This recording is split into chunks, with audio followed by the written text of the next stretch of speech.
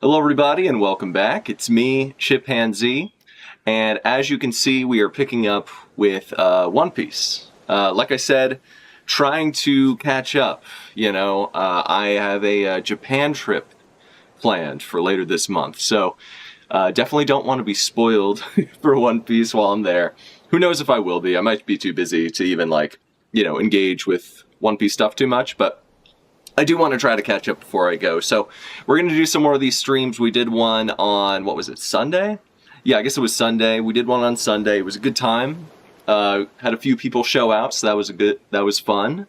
And yeah, we're just gonna keep coming through here. I'm just gonna check a few things to make sure the audio sounds good real quick. And yeah, then we'll get right into the chapter.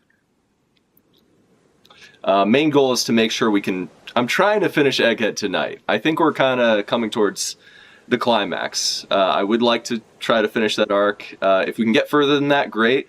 But I want to really make some headway tonight, so let's see what we can do. All right, just checking the audio, making sure everything sounds okay. Testing, 1, 2, testing, 1, 2. All right, things are looking good. I want to really make some headway. Yeah, sounds like we're good. All right, very good. Very, very, very, very good. Very good. That's what you'll like to see. All right. So yeah, hopefully we'll be streaming for a few hours, just kind of, going through One Piece. On the last episode of what's the show called? ChipZ Ahoy. That's what my show is called. Yes. On the last episode of ChipZ Ahoy, we, what did we do? We read, kind of reviewed 111 because it had been a while since I'd read that one. And then after that, we essentially caught up on 112 and 113 in the last episode. Basically, they're trying to get off Egghead, but they're being bombarded by the Gorosei, who are fucking super strong. They're basically all stronger than Kaido, from what I can tell. They're absolute menaces. So, yeah, we'll have to see what happens. It's looking pretty dire for our gang. So, yeah, we'll see what happens. And, yeah, definitely excited to get into it. Sorry, I'm just adjusting some settings here. Hang tight. But yeah, and like I said, for anyone else who is interested in the other content I have on the channel, I mentioned this last time, but I finished Shadow of the Erdtree. I've uploaded all of my videos. They're private right now. I just need to make some thumbnails for them, and then I'll be publishing them. So expect that coming soon. I'm not sure if I'll be able to get to that before I go to Japan or afterwards, but just keep an eye out for that. I have not abandoned my Shadow of the Erdtree playthrough. That is coming back, and then in addition to that, we also have, what is it? We also have, sorry, just adjusting some settings here. I'm also going to do some other playthroughs as well. Currently, I'm playing through Expedition 33. I'm recording my playthrough, so that will be uploaded to the channel pretty soon. I want to do playthroughs of some upcoming games that are coming out, as well as some stuff in my backlog. So, Witcher, you can expect Witcher 3. Playthrough hopefully pretty soon. I would love to do BioShock for the channel. I would love to do Last of Us 1 and 2. My friend really wants me to play Outer Wilds. I might do it. I might do it for the channel. I've played a little bit of it off of the channel because he really wants me to get into it. But I could see myself picking it up for the channel as well. So yeah, we'll just have to see what's happening with that. All right, looking good, looking good. Okay. Very good, very good. Okay, so, but yeah, so I have other playthroughs in the works. Oh yeah, Final Fantasy, what's it called? Final Fantasy Rebirth. Final Fantasy VII Rebirth, definitely going to play that on the channel. And there's a lot of other content I kind of have sort of in the pipeline, even for the main channel and stuff. There's stuff I'm working on, so hang tight, hang with me. I know I've sort of left this kind of channel a little bit abandoned. I apologize for that, but I do have things in the pipeline, so thank you for your patience, if you still care. If not, that's okay. We're going to be out here doing fun shit anyway, so feel free to jump back in if you want to, and if not, it's all good, It's all good. So, okay.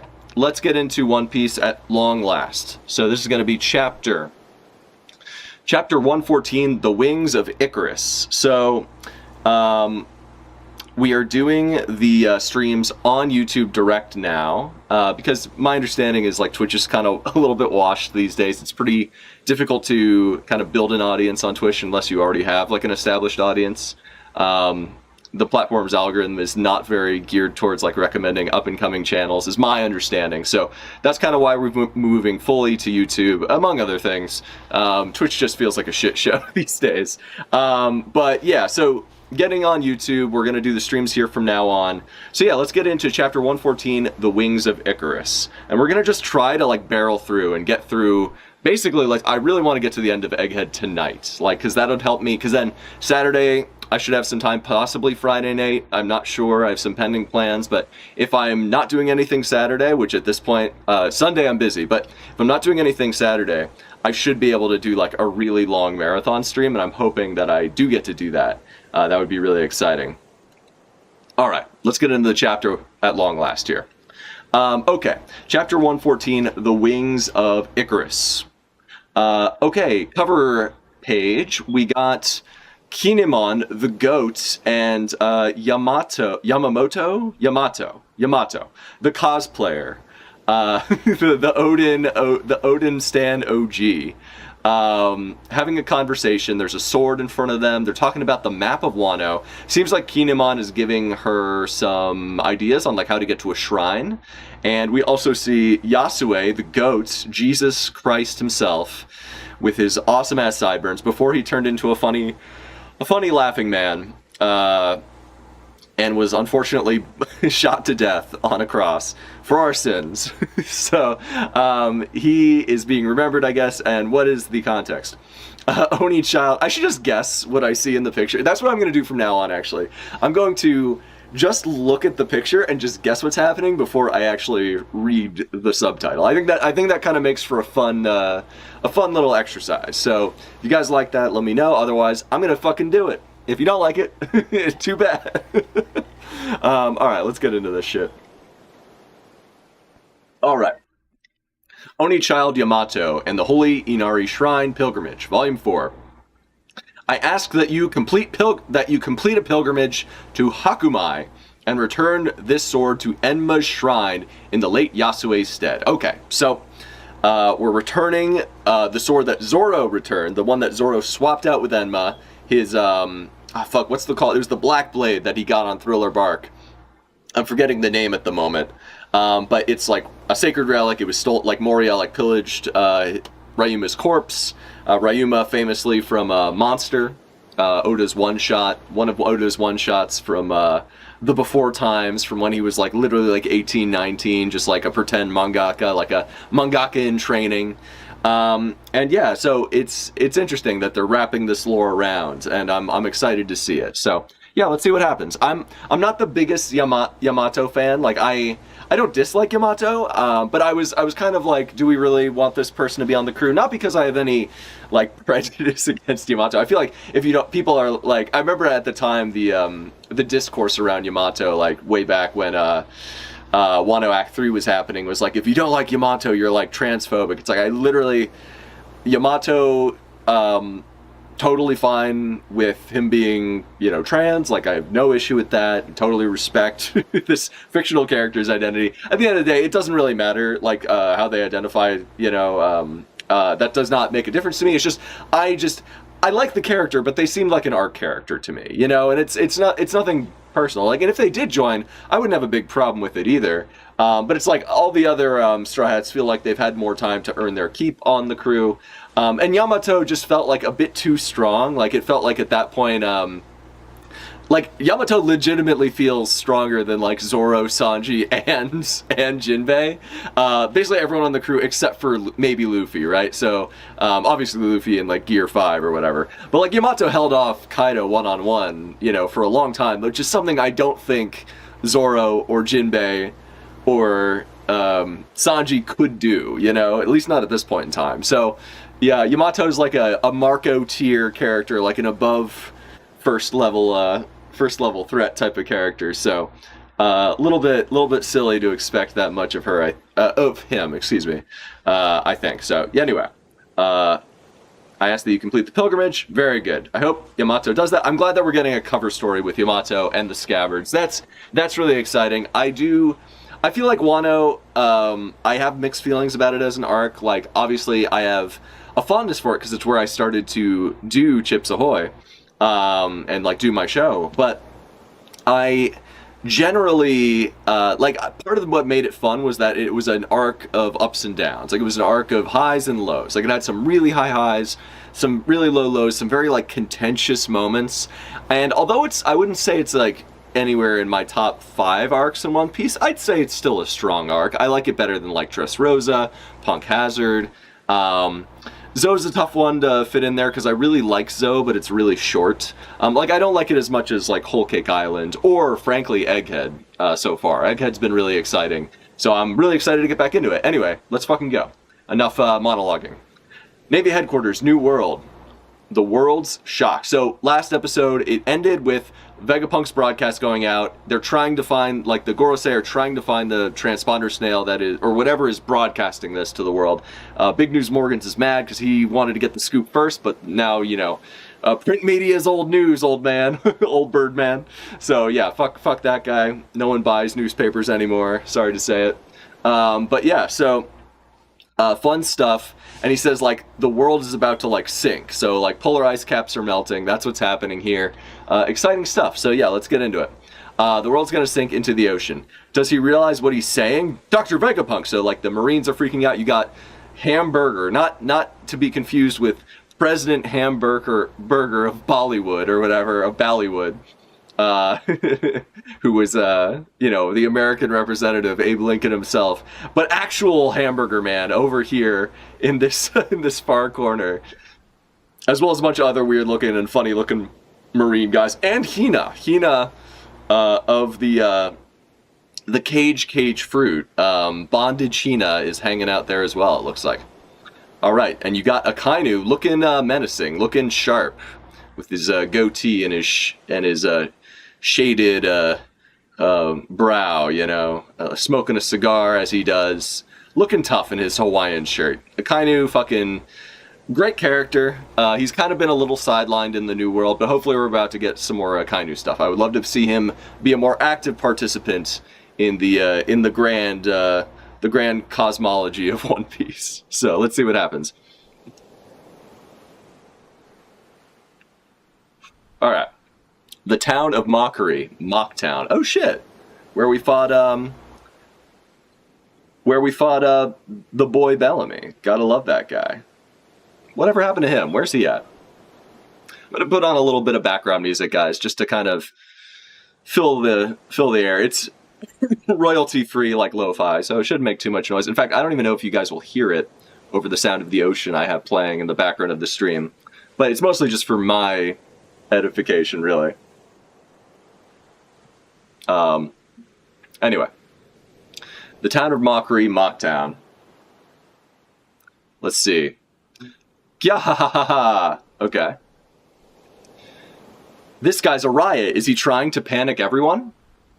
Okay, so obviously these guys are all like fuckboys. They don't believe in anything. These were the guys that like laughed Luffy and Zoro out of the bar, and they, you know, don't believe in dreams. So they're just like, this guy's full of shit, this funny looking man. We don't really know the context of who he is or what he cares about, but he's silly looking and he's gonna rile everybody up. So we love that. We love when people get riled up. So that's what these guys are all about.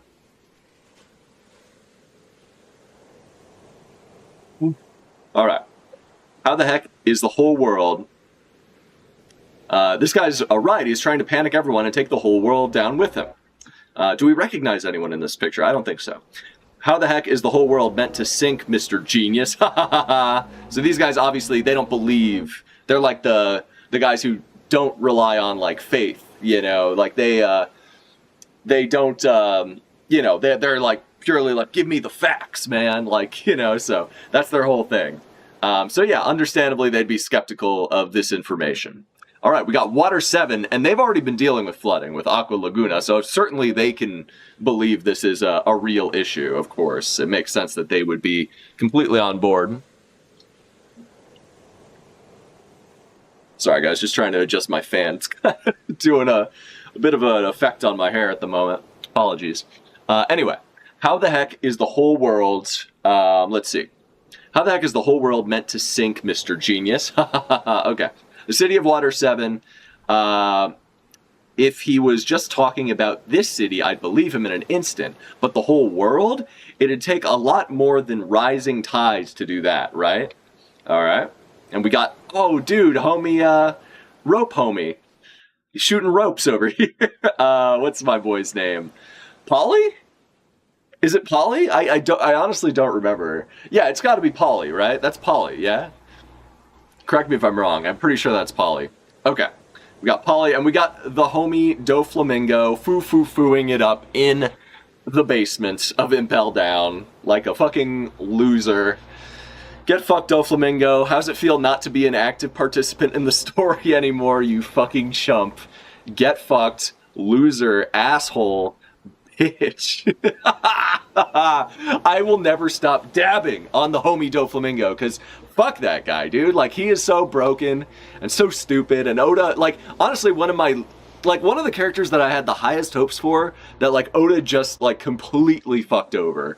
I know, like, I don't want to say I have fan overlap, because I don't know if any of you guys are, I wouldn't even say I have fans, you know. A small channel, still getting it, you know, getting it off the ground, quote unquote. You know, I do, it's a hobby, I do it when I have time. I'm not a full-time YouTuber, as they say. But this is one way in which I totally agree with Best Guy Ever, who's like another guy who does some One Piece content. I kind of, you know, I know some people from his community at least used to watch my stuff. I don't know if they still do. But if anyone is familiar with his content, he made a great video on why, and I don't approve of all of his One Piece takes, by the way, just to be perfectly clear to anyone who's like super familiar with his content. I think he has some like pretty bad takes, especially probably recently. I haven't been keeping up with him, but so don't consider this like, you know, necessarily a co-signing of that guy. I have not watched him in like 2-3 years, but I remember back in the day, he made a pretty good video on like why Doflamingo was a bit like mishandled and like a disappointment, and I could not agree more. I could go into it another time, but I do not want to get bogged down with that. I want to barrel through because we have a lot of chapters to get through here, so we'll just spin through. This just gets better and better. Isn't it your job to take care of the inmates, Magellan? What are you gonna do if the prison gets completely flooded? Oh shit. That's a good point. So he's just, I feel like we're going to get a Magellan versus Doflamingo fight. Because like every time we see Doflamingo, he's just yelling at Magellan. And, you know, we never actually see Magellan like respond. But he's just a madman. He's gone insane. He's laughing. I guess he gets the newspaper in prison. That was like, oh shit, Magellan's right here. Okay, never mind. You have a point. The sudden sea level rise earlier caused havoc with some cells. And that was only 1 meter. How many meters would it take to cover the whole world? Most urban areas would be screwed if water levels rose just another 5 meters. Interesting, okay. Interesting, huh, okay. Maybe we should all evacuate. We could always go somewhere high up. Oh shit, they're trying to get to Mary Joie. He's trying to get back home, huh? I mean, that's been his goal the whole time, is to become a celestial dragon again, right?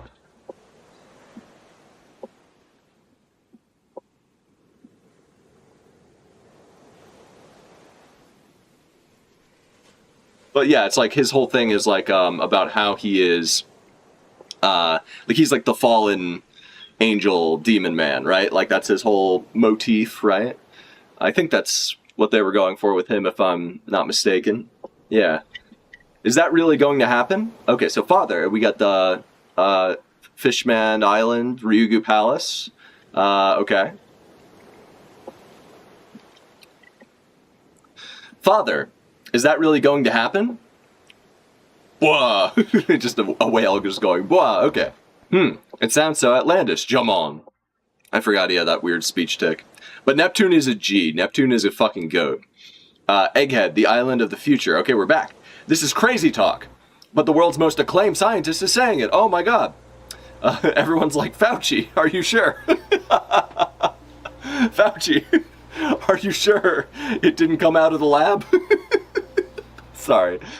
Bad joke. I don't know. I'm not trying to. I'm not making any statements on what you should believe in regards to that. Like, I personally am like trust like the majority of scientists, because like usually the consensus is where like where things should be. So like I'm not even hating on the GOAT Fauci or whatever, but like it's funny to meme about sometimes. That's all.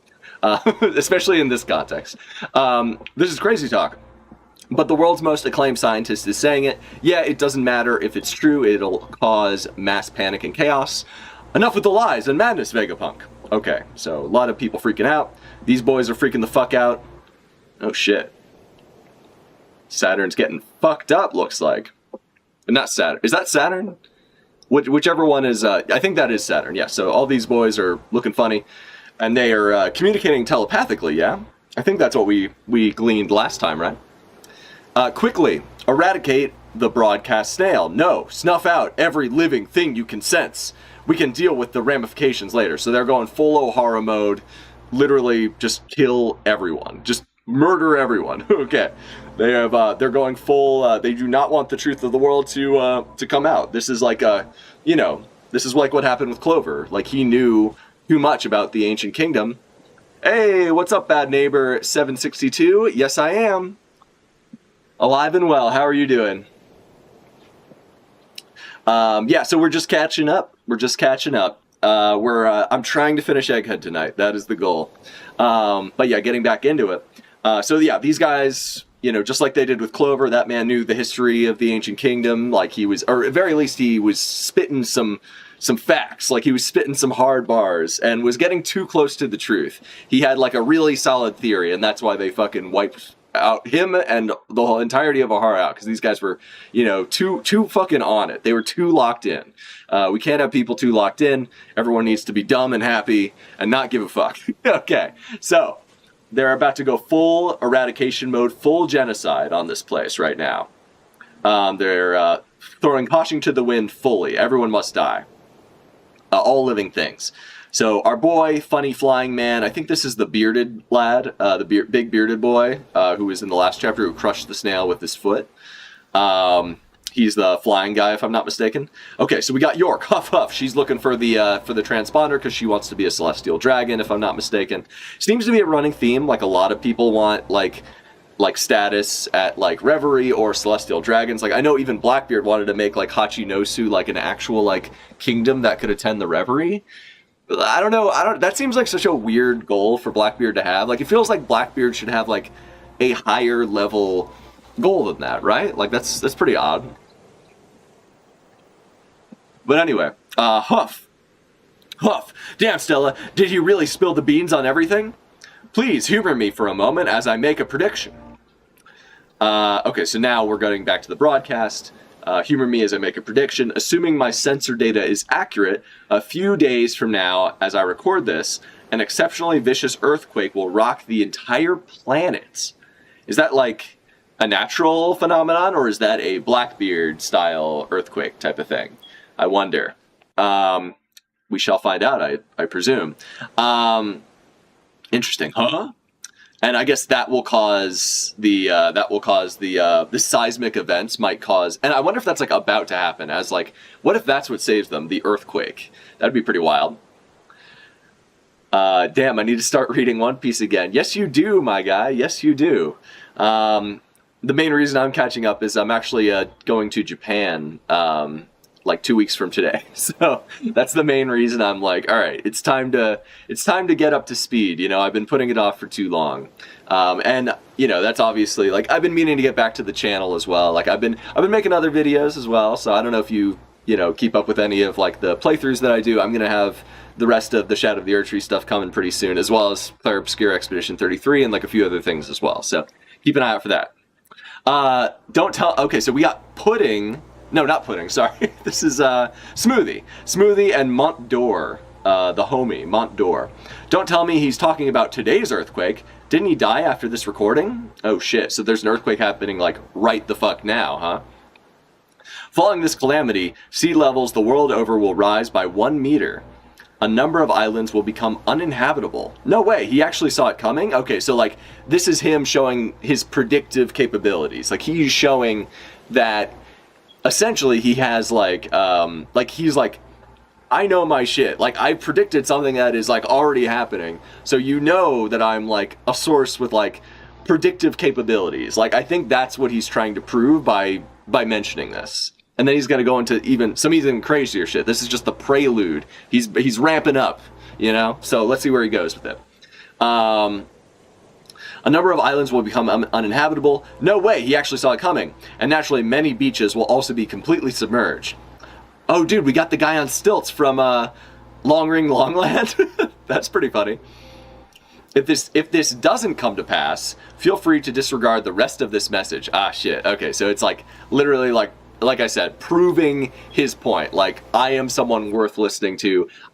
He's like what Conor McGregor said when he beat like Jose Aldo or whoever it was. He was like, they call me Mystic Mac because I predict these things, you know. Like, yeah, so that's what literally happened here. My boy is Mystic Mac. He's predicting things. He's 12 steps ahead. So yeah, that's what's happening. Feel free to disregard the rest of this message. This is freaky. How was he able to call it? Because he's a seismic expert? I don't know. Assuming, however, these events have... we got, like, Hachinosu. We got the boy Aokiji looking fucked up from his fight with Garb. Jesus. I don't think I've ever seen him this fucked up, like, in the pages of the manga. Assuming, however, these events have transpired, then please pay heed to what I have to say. Oh shit, the earthquake I just predicted cannot, strictly speaking, be considered a natural phenomenon. Oh shit, okay. Is it because of the laser that Eam dropped on that one island? Is like that what caused like a chain reaction and caused this earthquake to happen? Or is it something else? Is it Blackbeard? We know he can cause earthquakes, so that's possible. Okay, so they're all going in on Saturn. They're all trying to fuck him up. Oh shit! Even the homie, York? Punk York? No, that's not York. That's Lilith, right? Punk Lilith? Yeah. The evil one. Even though she's not actually the evil one, but whatever. Vegapunk, not another word. So they're trying to do some damage to this guy. Looks like he's getting blown the fuck out at the moment. Chopper's defending, Chopper's doctoring, if you will. Ya-yo. Okay, get out of here. So he's trying to stop this. He's trying to capture Robin. They're trying to protect Robin. They're going in hardcore. Like, Nami is going in. Usopp is fucking dodging. Chopper is doctoring. I just love saying that. Brook is musicking all over this man's face. They're all blowing shit up, causing stuff to happen. It looks like Nami might be doing some damage with Zeus. That might be like a Zeus lightning bolt striking him in the face. Pretty badass. I've always naively yearned for peace and prosperity. Oh damn, Chopper's really getting squished hardcore. Wah! So everyone's getting fucked up. Everyone's getting flown backwards by this man's attack. Robin, Millefleur catches them. I think I'm in Dressrosa. Oh shit, dude. Yeah, well, this is way ahead, bro. I mean, I don't know. You're welcome to stay. Like, not a crazy turnout so far tonight, but at the same time, like, I don't want to spoil you too much, so, use your own discretion. If you don't mind spoilers, definitely feel free to stick around. Wah! So, okay, this man is getting poked and pinched. He's looking strong. Begone, thought, he says, as he immediately attacks. All right, let's keep going. Let's see, okay. And that brought me to what proved to be my first grave sin. And then, I guess is this more telepathic communication going on? Mars, what is the status of the power station? I am seeing it now. We must preserve the contents of that room. I am almost there. Okay, so the contents of...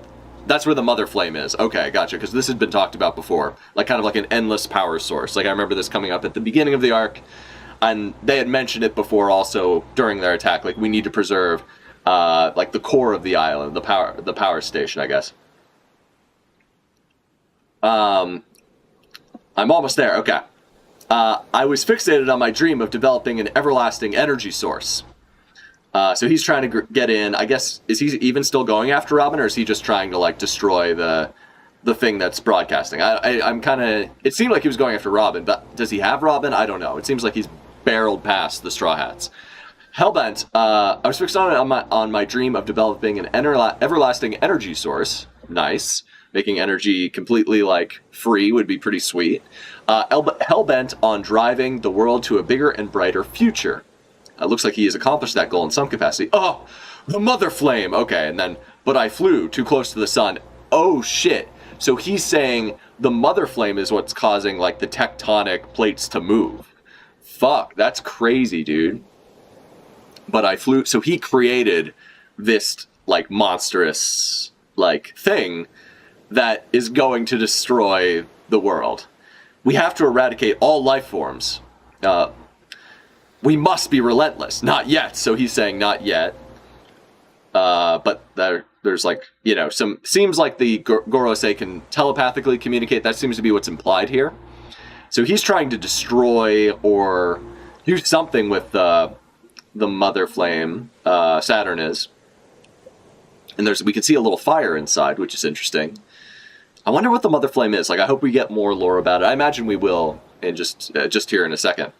I shouldn't get ahead of myself, though. Oh, shit. And okay, now the giant metal monster, the giant, like, metal thing from the ancient kingdom, that one that, like, kind of attacked Mary Joa, like, 200 years ago or whatever. Or was it 400 years ago? I forget. It's, I guess, has been repowered. It's powered up. It answered the call of Joy Boy, and is now fighting against the Marines in some capacity. I wonder if this is the thing that's going to save them. I wonder if it has sentience. Could be. If it's powered by an eternal flame that, like, either gives life or holds life or, like, burns life, it's possible it could be. I'm just kind of, like, you know, throwing things out there. It wouldn't be the first time I've seen those types of like, you know, tropes in fiction, especially, like, Japanese fiction. So you just never know. But yeah.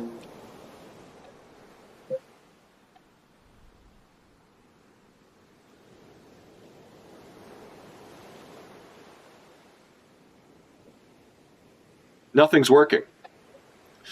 In order to understand, stop. What is it? We didn't even phase it. Okay, so they're seeing the big boy come and they're trying to attack it, but they're not doing any damage. Youch, that's hot. So they're getting burned by Warthog Man. I forget which one this is, the Warthog. Youch, that's hot. So these guys are on fire.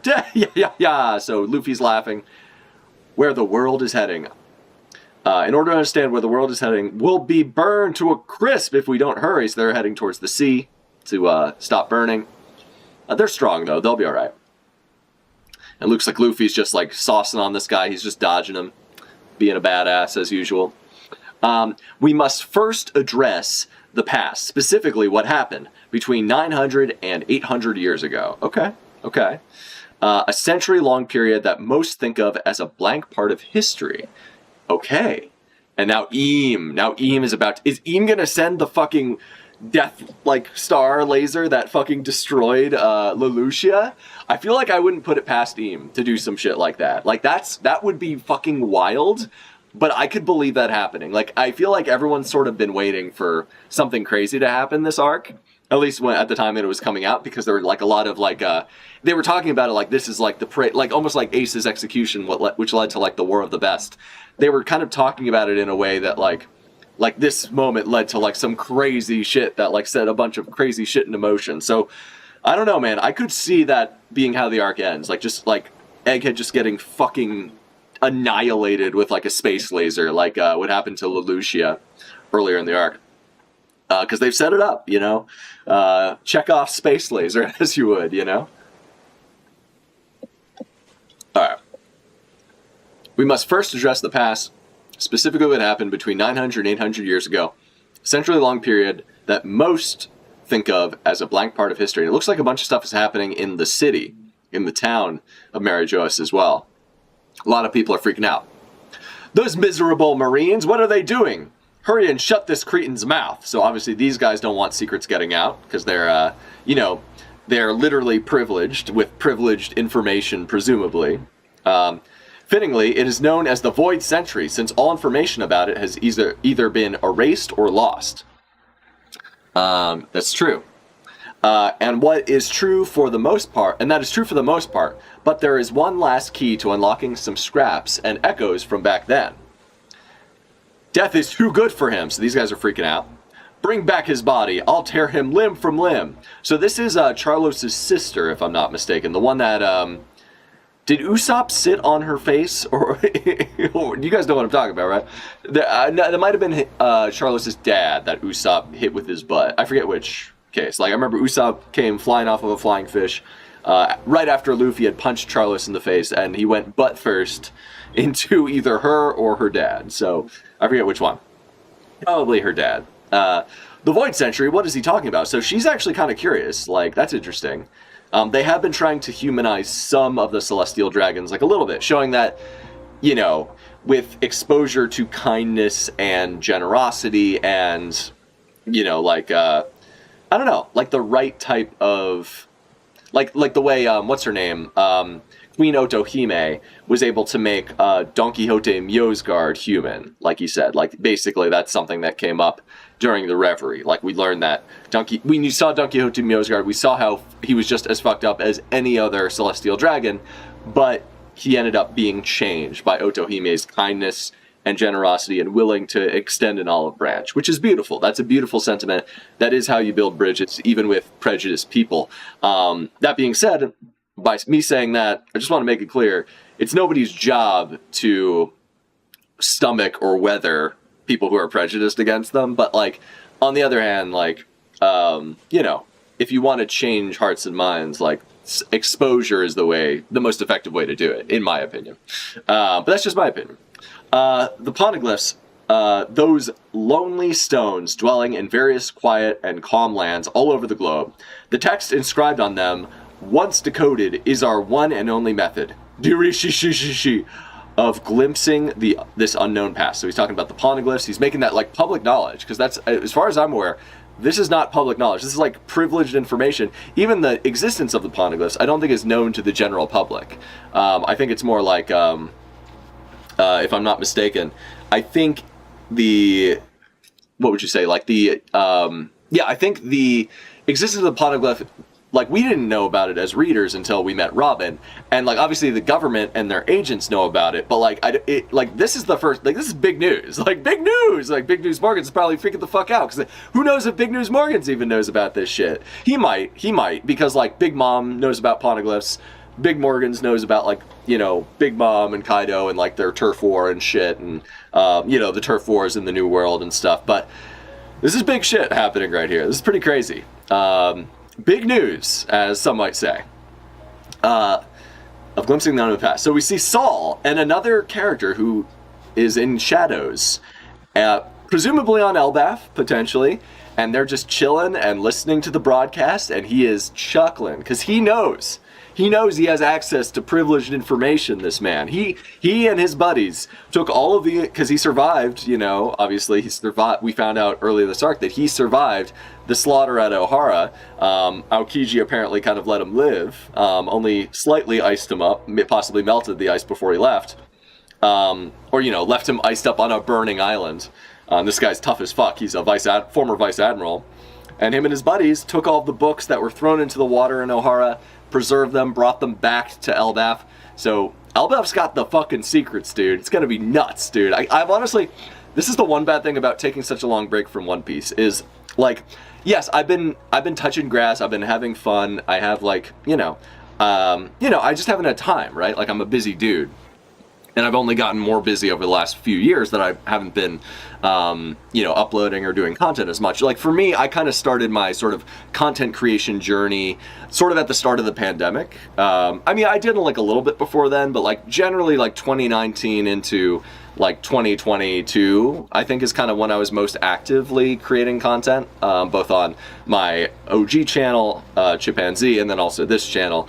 And then, you know, Twitch as well, which I'm kind of stepping back from a little bit. I want to focus on, you know, YouTube, if I haven't already said that, which I have a few times. So, but like, yeah, I think, like, obviously I've had a much busier life. I don't want to go into it too much because, you know, not all stuff I need to share online and whatnot. But yeah, it's been a like busy few years, but I'm excited to be getting back into One Piece because even though I've taken a break, there's been times where I've missed it and just missed like being part of the discussion around it. You know, it's been a fun thing to like continually discuss with people for a long time. So I'm excited to be catching up, and I'm really excited for Elbaf because honestly, that's been like one of the places I've been most excited to go to since we first got to Little Garden. You know, like the giant island, like kind of like the Norse, I assume, influences. It's going to be so cool to see that sort of adapted. And I believe also Oda was heavily inspired by a show called Vicky the Viking, I think. Like that kind of heavily inspired some of his like love of like seafaring, adventuring, and stuff like that. So it's going to be really interesting to see what he does with sort of like a Viking, like kind of Norse themes and stuff like that. So yeah, it'll be pretty cool. Looking forward to seeing what he does in Elbaf. I know that's coming next. Okay. Hey, did you know? Orange Town, East Blue. Okay, we got East Blue. Oh, dude, it's the fucking dog. It's the fucking dog that he just wanted to save his box. And this is the town where Luffy met Nami, and they fought Buggy for the first time. And it's the mayor. Oh, this is fucking adorable. I don't know who this little girl is. She's adorable though. I love her like little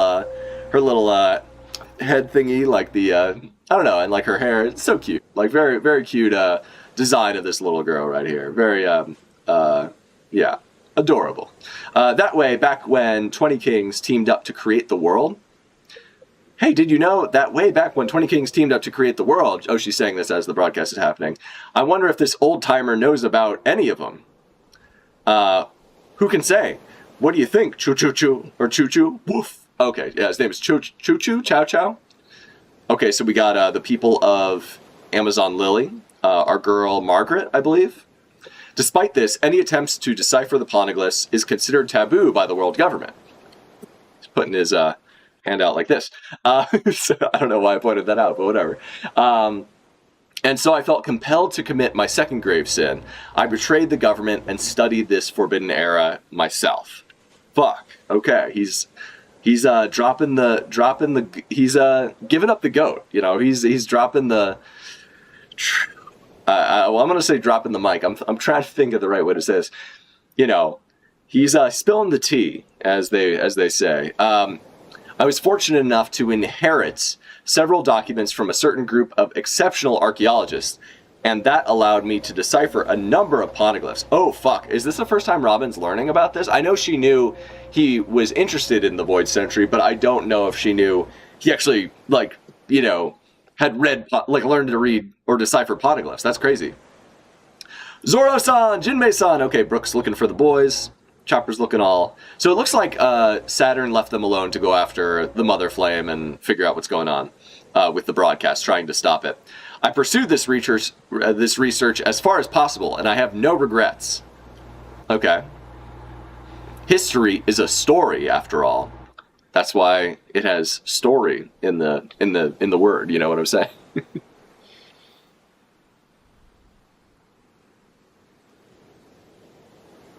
Yeah. It's his story. Luffy's story, aka Sun God Nika's story. That's what it's all about, man. Okay. Let's get into this shit. Look! The clouds are stretching. Okay, interesting. What's happening? This must be what Edison was talking about, huh? That's right. With the edge of the clouds further out, we'll be able to leap right into the ocean. Oh, shit. Okay. So it looks like Usopp's figured it out. Nice. Wheeze. Y'all straw hats had better make it. Don't you dare get caught by the government. Is Edison about to give up his life? And in truth, I only know a small fragment of this 100-year-long tale. It wouldn't be right to leave you with baseless speculation, so I'll limit myself to the facts as I know them. Oh shit. Oh shit, we're about to get some deep fucking lore. Whoa. Enough, Straw Hat, it's pointless. The star of this story was born 900 years ago in a bountiful and advanced kingdom. Oh shit, dude. Oh shit. I mean, we knew this, everything he said we've known so far, but I feel like we're about to get some crazy lore drops. Okay. This next move is gonna work, Luffy says, and he's doing a big old punch. And hitting that piggy bonking that piggy on the nose, giving him the big bonk, the big pig punch. And just like the legendary sun god Nika from the fables of Elbath, he too fought with a stretchy and elastic body. They called him Joy Boy. Oh shit. So, interesting, okay. So, sun god Nika predates Joy Boy, presumably, because it's a legend that the giants have held for a long time. And Joy Boy was a stretchy and elastic lad, just like our boy sun god Luffy. Stop it, you're cracking us up. Ah, and his hand's burning and it's fucking hurting him. Gya, gya, gya, gya, gya. He was the first man to take to the seas, the first one to be called a pirate. Oh shit. Okay, so interesting. So Luffy's progenitor, in a way, Joy Boy, Joy D Boy, presume. I mean, I don't know if that's his name. I wonder why they called him Joy Boy. Just because he was a funny guy. Who knows?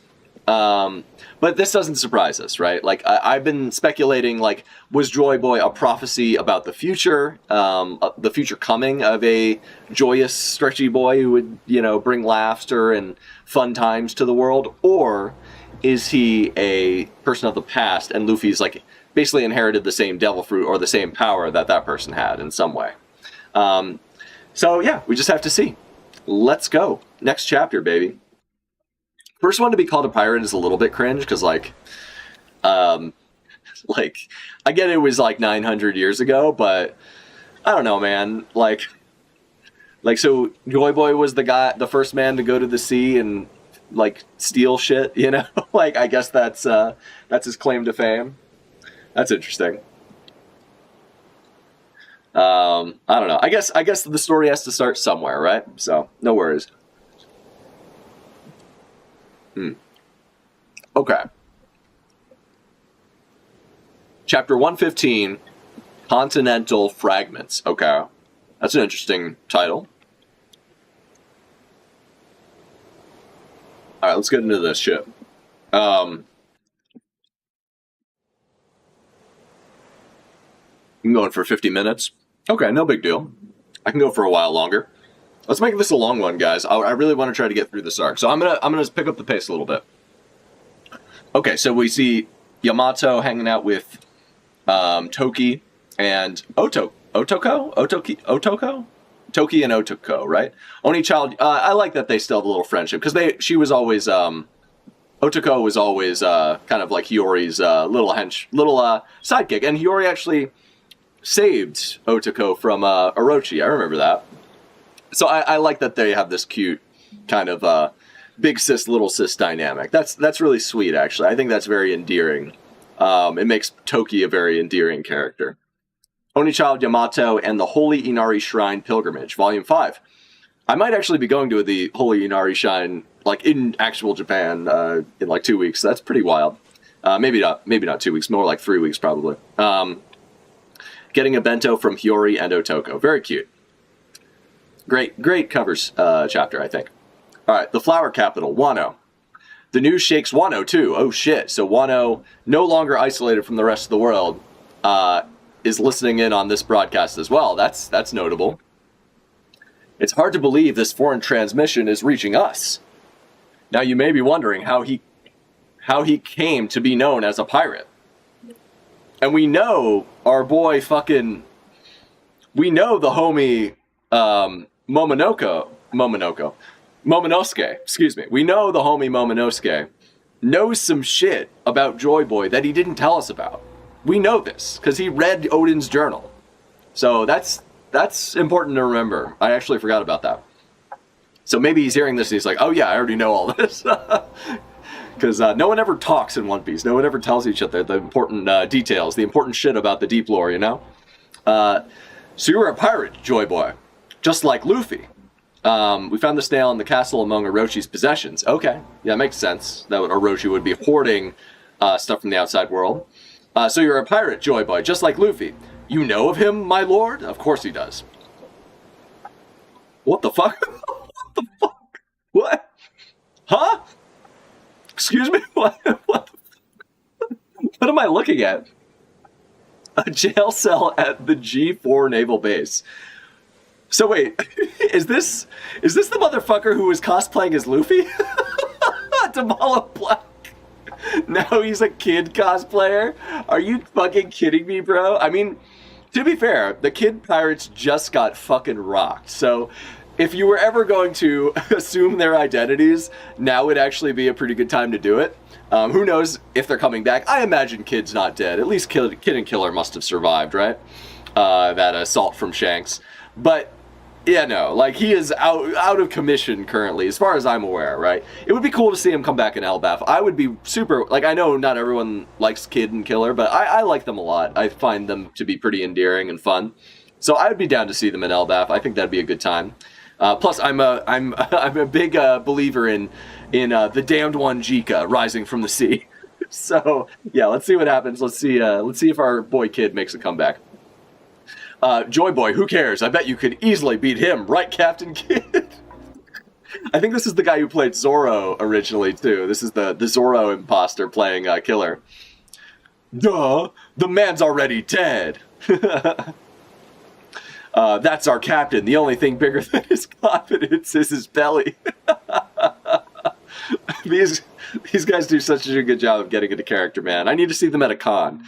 Someone really ought to like do a Damalo Black cosplay at like an actual real life like Comic-Con type of event. That would be so funny. I would love that. Yeah, I'm clearly a million times tougher than this Joy toy. It's Joy Boy, boss. What the fuck, dude? Do bear in mind, I only have access to a handful of poneglyphs. Okay, so he actually has poneglyphs in his possession, or has access to them at least. Interesting.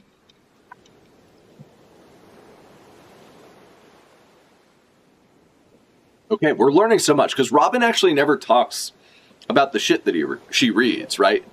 Like, only very few little pieces here and there have, like, actually, like, discussed what she's, like, learned from the poneglyphs. Like, she'll, like, say something here, she'll be like, oh, like, you know, I learned where the location of Pluton was, or I know about, like, the, you know, like, she'll read a poneglyph, and then, like, 200 to 600 chapters later, we'll talk about what it said. Because Robin is cagey as fuck, and no one else on the crew gives a fuck about the ancient history. You know, no one cares about that shit. They're all living in the now. They're people of the present. I get it, but I'm also like, as a bit of like a fucking history lore nerd myself, I can't help but like scream at the TV or at the chapter or at the comic book whenever like Robin reads something and doesn't, and like only reveals what it says. Like that, I know that's like Oda's cagey with information, and it does make One Piece good that he drip feeds information. There's a constant, you know, it constantly keeps you invested. It constantly keeps you on your toes. It constantly brings you back every week. That's a really smart way to write a story, especially a weekly, ongoing for like 25 years manga like this. You know, chapterly, weekly manga. But goddamn, is it not, if it's not frustrating that we're only now getting this information, okay?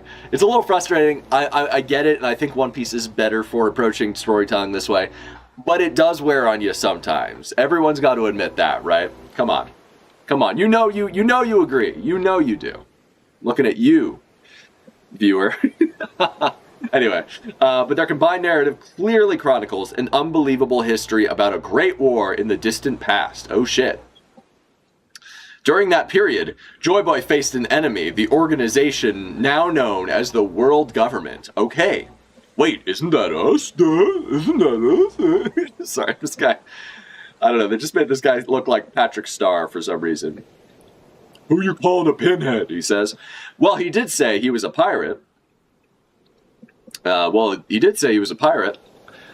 Ishmael, what's up, my dude? How you doing? Thanks for stopping by, my man. Alright, Vegapunk. So this guy's yelling. The pig boy, he's lighting things on fire. He's yelling. They're running from him. They're on fire. Everything's fucked. Back then, they were merely the Allied Powers, a temporary coalition consisting of 20 separate kingdoms. Interesting. So there was the Allied Powers, not the world government.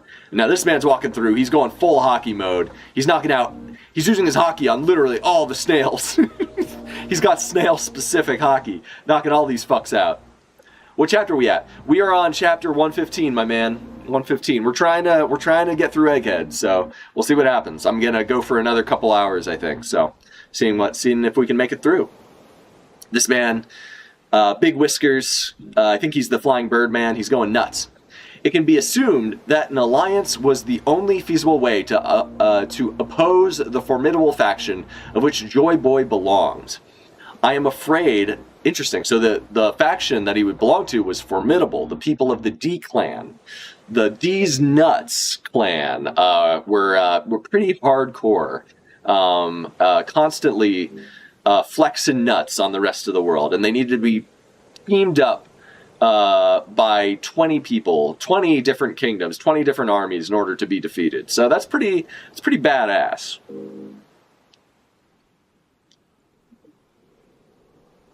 Okay. It can be assumed that alliance was the only feasible way to oppose the formidable faction of which Joy Boy belongs.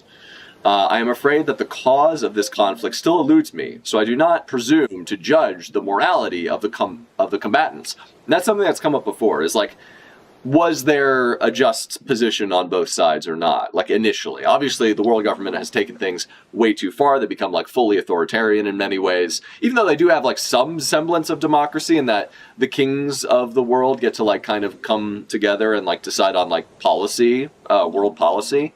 So, like, it's weird. It's, like, both, like, there's, like, I guess, like, an executive and a, like, similar to the United States, I guess, in some ways. There's an executive branch, which is the Gorosei and Eam. And then there's and they can just like, you know, stuff in America, they could just bypass, if they have enough consolidated power, they can just bypass the courts or bypass, you know, the fucking Congress and just do whatever the fuck they want. They don't care about checks and balances, I guess. But they do allow for the, I guess in peace times, in, you know, relatively peaceful times, they allow for more flexibility and allow for the kingdoms of the world to make you know, to make their own decisions on world policy. I'm afraid the cause of this conflict still... Okay, we already mentioned that. I mentioned that earlier that Joy Boy was born into a fantastical civilization. Zo, New World. Oh, fuck. Is even our boy Zunisha listening to this? That would be pretty crazy. I mean, it wouldn't surprise me. He could hear the voice of all things in the world. So, I mean, it wouldn't surprise me, to be honest.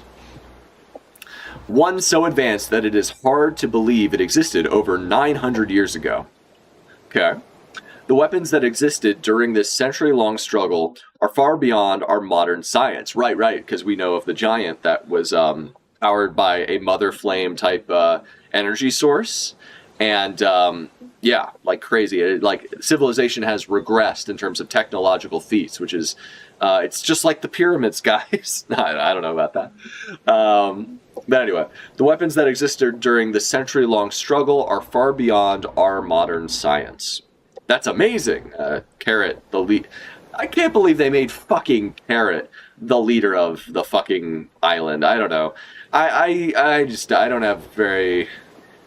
I don't dislike Carrot. Like, she's fun and, like, a fun... Like, she was, like, a fun addition in Whole Cake Island. She kind of didn't really do much in Wano, and then was just like, hey, yeah, we're, you know, Nekomamushi and Dogston were like, yeah, we're gonna leave. You are now the leader, even though you're not the strongest person on the island. Like, there's obviously Sheep Guy.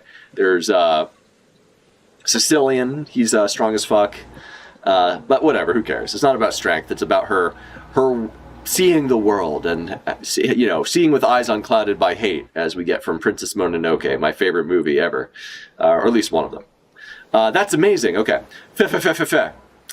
What's that peanut-headed fool say? Foxy? We get a Foxy cameo? Are you kidding me, bro? Dude, I gotta be honest. I never thought we'd see Foxy again. That is hilarious, bro. And hold up. He's okay. Foxy is on this tiny little boat with this shitty patchwork little sail. He's got 2 crew members left. Oh, boss, you're making me hungry. What's that peanut-headed fool saying? And clearly they are down on their luck. They've clearly their luck has turned. We know they were gambling addicts. They would always. I honestly can hardly believe that they're even showing up, making any sort of appearance. This is so funny because I've been waiting for the Davy back fights to come back.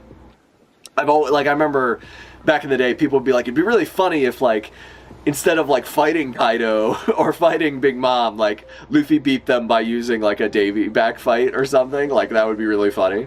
Just kind of was I challenge you to a Davy back fight, and then basically just had them give up their territory or some shit. But unfortunately, Oda wasn't that creative, and he did not do that. So sad to say, right?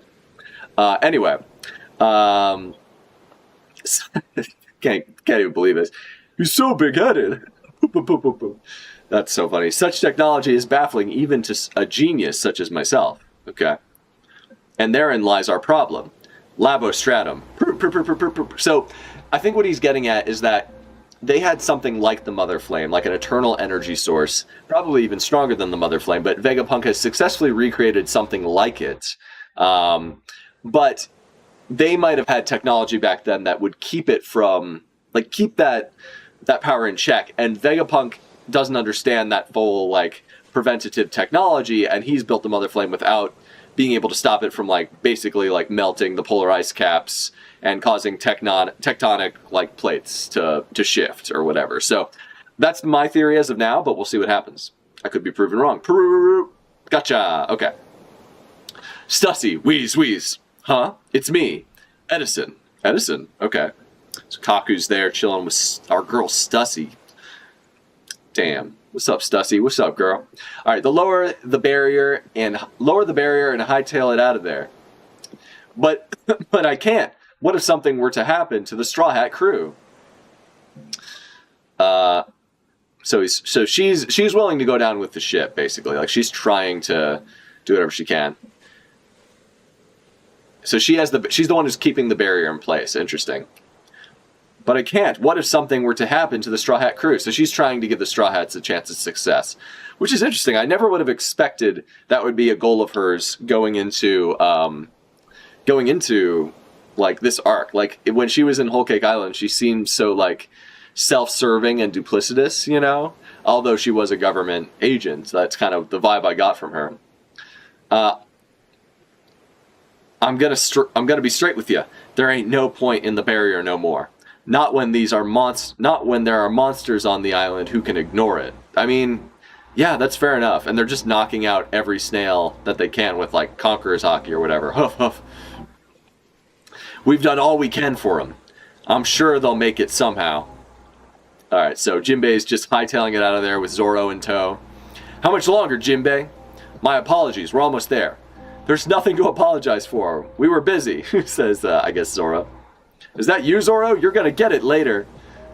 Interesting. All right. Now hurry up. They're moving their ships to blockade the northeast coast. Okay.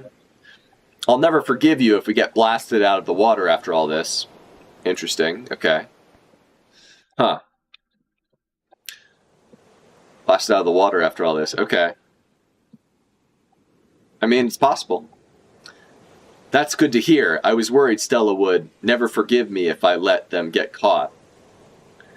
As if. Now get your ass out of there. Okay. But I don't know what to do with myself, huh? Now that Stella's gone, who am I meant to live for? Oh shit. I have no purpose.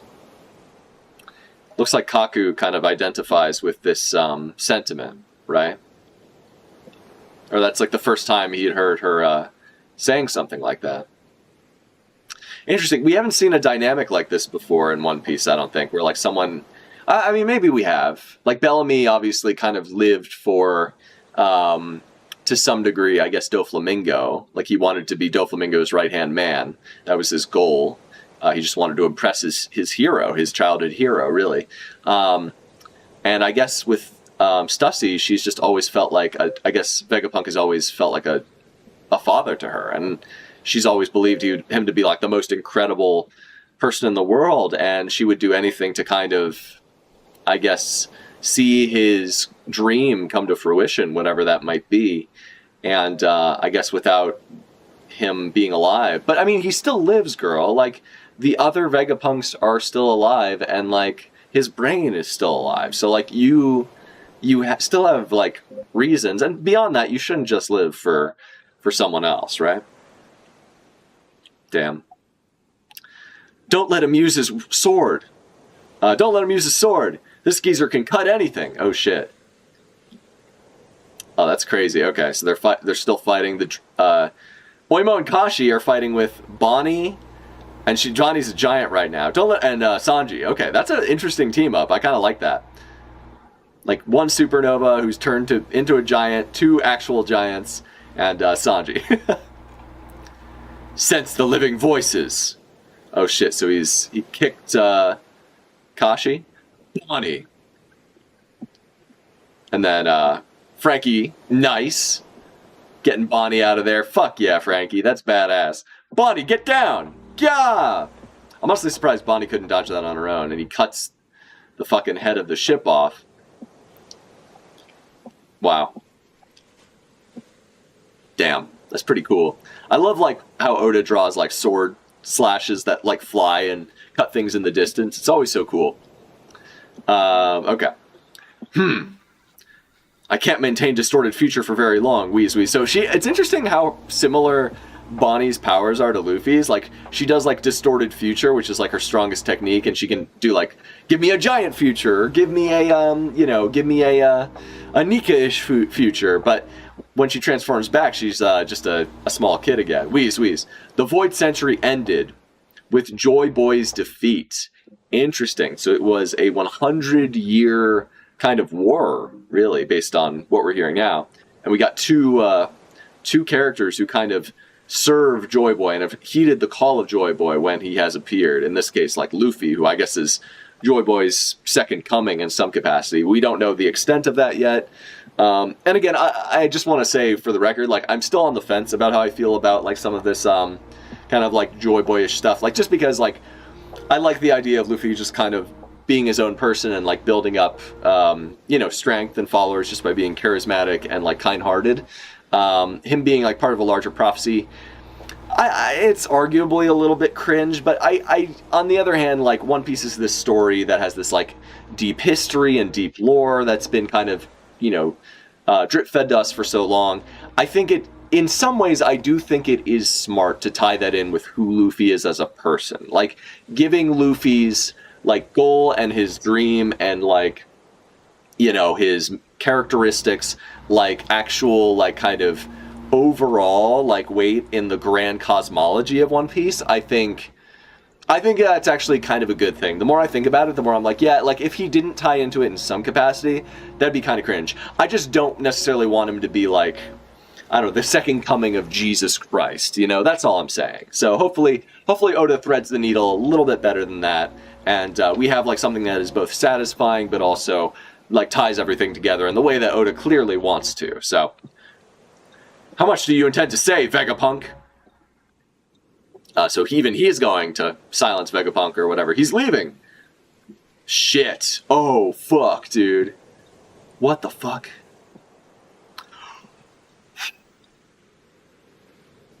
So he's doing a big jump. There are too many life forms up there, so he's going to do a slash and just kill everyone. Oh shit, he's doing some Trafalgar Law when he cut that mountain in half type of thing. That's pretty crazy.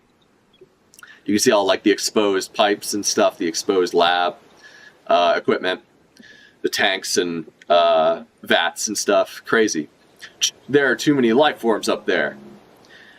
But the aftermath had grander consequences. Oh shit, so that... He's cutting it.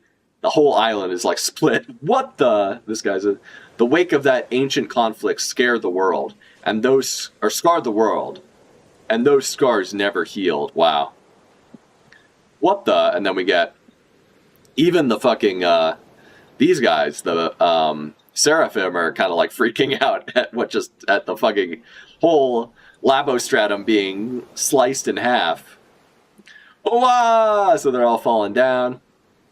We all know travel between islands can be excruciatingly difficult. The seas one must traverse are so vast and perilous, most people are content to live and die at the place of their birth. Interesting. Never experiencing any culture other than their own. Oh shit. Okay, so they're tying this into the adventure aspect. They're tying this into like the grand sort of narrative of One Piece, which is about like kind of leaving your comfort zone, leaving your home and pursuing your dreams and pursuing your desires and trying to find the things that you've only dreamed about finding, like the One Piece or All Blue, or creating a map of the world and like all this crazy stuff, like visiting all these islands, going to the sky, going to Fishman Island. Like it's what like One Piece has been all about from the start, and I think that's really smart. Like right now, I'm really digging the direction Oda is taking this. Like we'll see if he sticks the landing, but like so far what he's talking about, I really resonate with this shit. This is like a really good way of tying the grand themes, like the overarching themes of One Piece together. And I think that is fucking amazing. So one thing I do want to say before we go any further, because I do want to press forward, but I do want to, pepper in some predictions here. So 2 things that I want to put out into the universe right now. So, first of all, let's see if I can remember what I was going to say.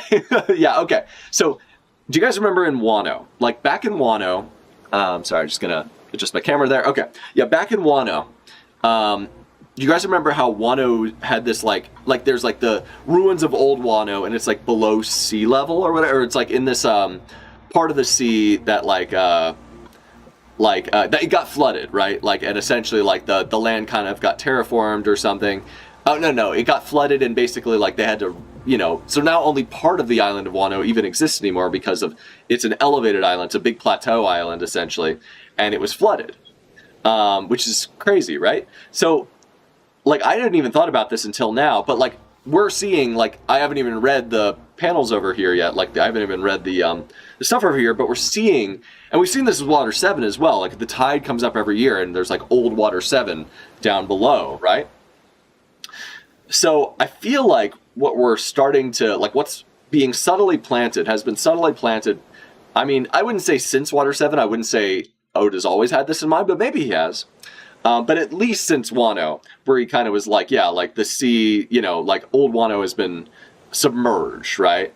And that's where like the poneglyph is, and that's where all this ancient shit is.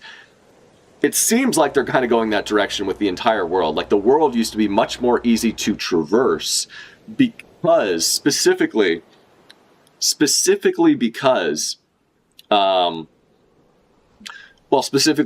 it's a, like it, there's more land. Like essentially, like I guess since the people of the like ancient kingdom, like Joy Boy's ancient kingdom, his ancient faction, were defeated. Since then, presumably, much of the Earth has been submerged due to rising tides and is no longer habitable, which makes there less land for people to cross, which makes like just traveling so much more difficult. And the sea is so dangerous, and the way it's structured is so like dangerous with sea kings and like in the calm belt, and then like the Grand Line being so treacherous, and that being like the main way to travel between like both the different seas and the islands and stuff, and the Red Line, which kind of cuts across and is like this giant, like almost like unnatural landmass. It's made me wonder if like this is a natural, like the kind of rising tides. So based on, like, here's a prediction. I think the rising tides are due to like a fallout of maybe like the like some sort of system the old ancient kingdom had in place, maybe like what they had as the Mother Flame or whatever it was. Like when that was destroyed by like what we know now today as the world government, it led to the rising of the tides or whatever. Like it led to like kind of like the quickening of sort of the degradation of like our polar ice caps. I know I keep going back to that, but I'm basically saying it seriously right now. I think that might be what's happening. And beyond that, I know this isn't necessarily I'm sure I've seen this somewhere before. I know I didn't come up with this particular thing, but I think I've heard speculation that maybe, and I kind of could agree with this, that maybe Emu or whoever was in charge of that faction of 20 nations that led to the Celestial Dragons being formed and the world government being formed. It makes me wonder whether it was Eam or someone else leading the charge against Joy Boy at the time, who was ended up being victorious over Joy Boy and his faction. It makes me wonder if that person, whether it's Eam or someone else, has the ability to change the topography of the world at large. Like, this has come up a few times, because, like, obviously, like, I think we saw, like, Eam was cutting up pictures of, like, people he didn't like, or people he had his eye on, like, you know, Luffy and Vivi and Sabo and I believe also potentially like King Cobra and Blackbeard and stuff like that. These are all like major players that he's kind of like anticipating shit from. And I think it's interesting to note that those guys are like, fuck, like, what was I going to say? So, like, I think it's interesting to note that I think, like, when he was doing the Lelouchia thing, like, when he, like, just completely wiped Lelouchia off the map, that, like, I think he had a map there with him, you know?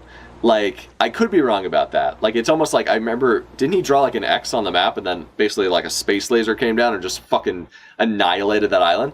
I feel like I've heard the theory that, like, maybe he has the power to, like, and maybe he's been the, you know, the king of the ancient kingdom. Maybe someone did the, maybe a previous wielder of the Op no Mi, the Ope Ope no Mi, or the Op Op no Mi, Law's Devil Fruit, which is known to be able to give someone eternal life. Maybe it gave Eam, the user from 800 years ago or whatever, or 900 years ago, gave Eam eternal life, and, like, somehow Eam, like, got the ability, whether it's a fruit or something else, to change the structure, like, kind of change the topography of the world in some capacity.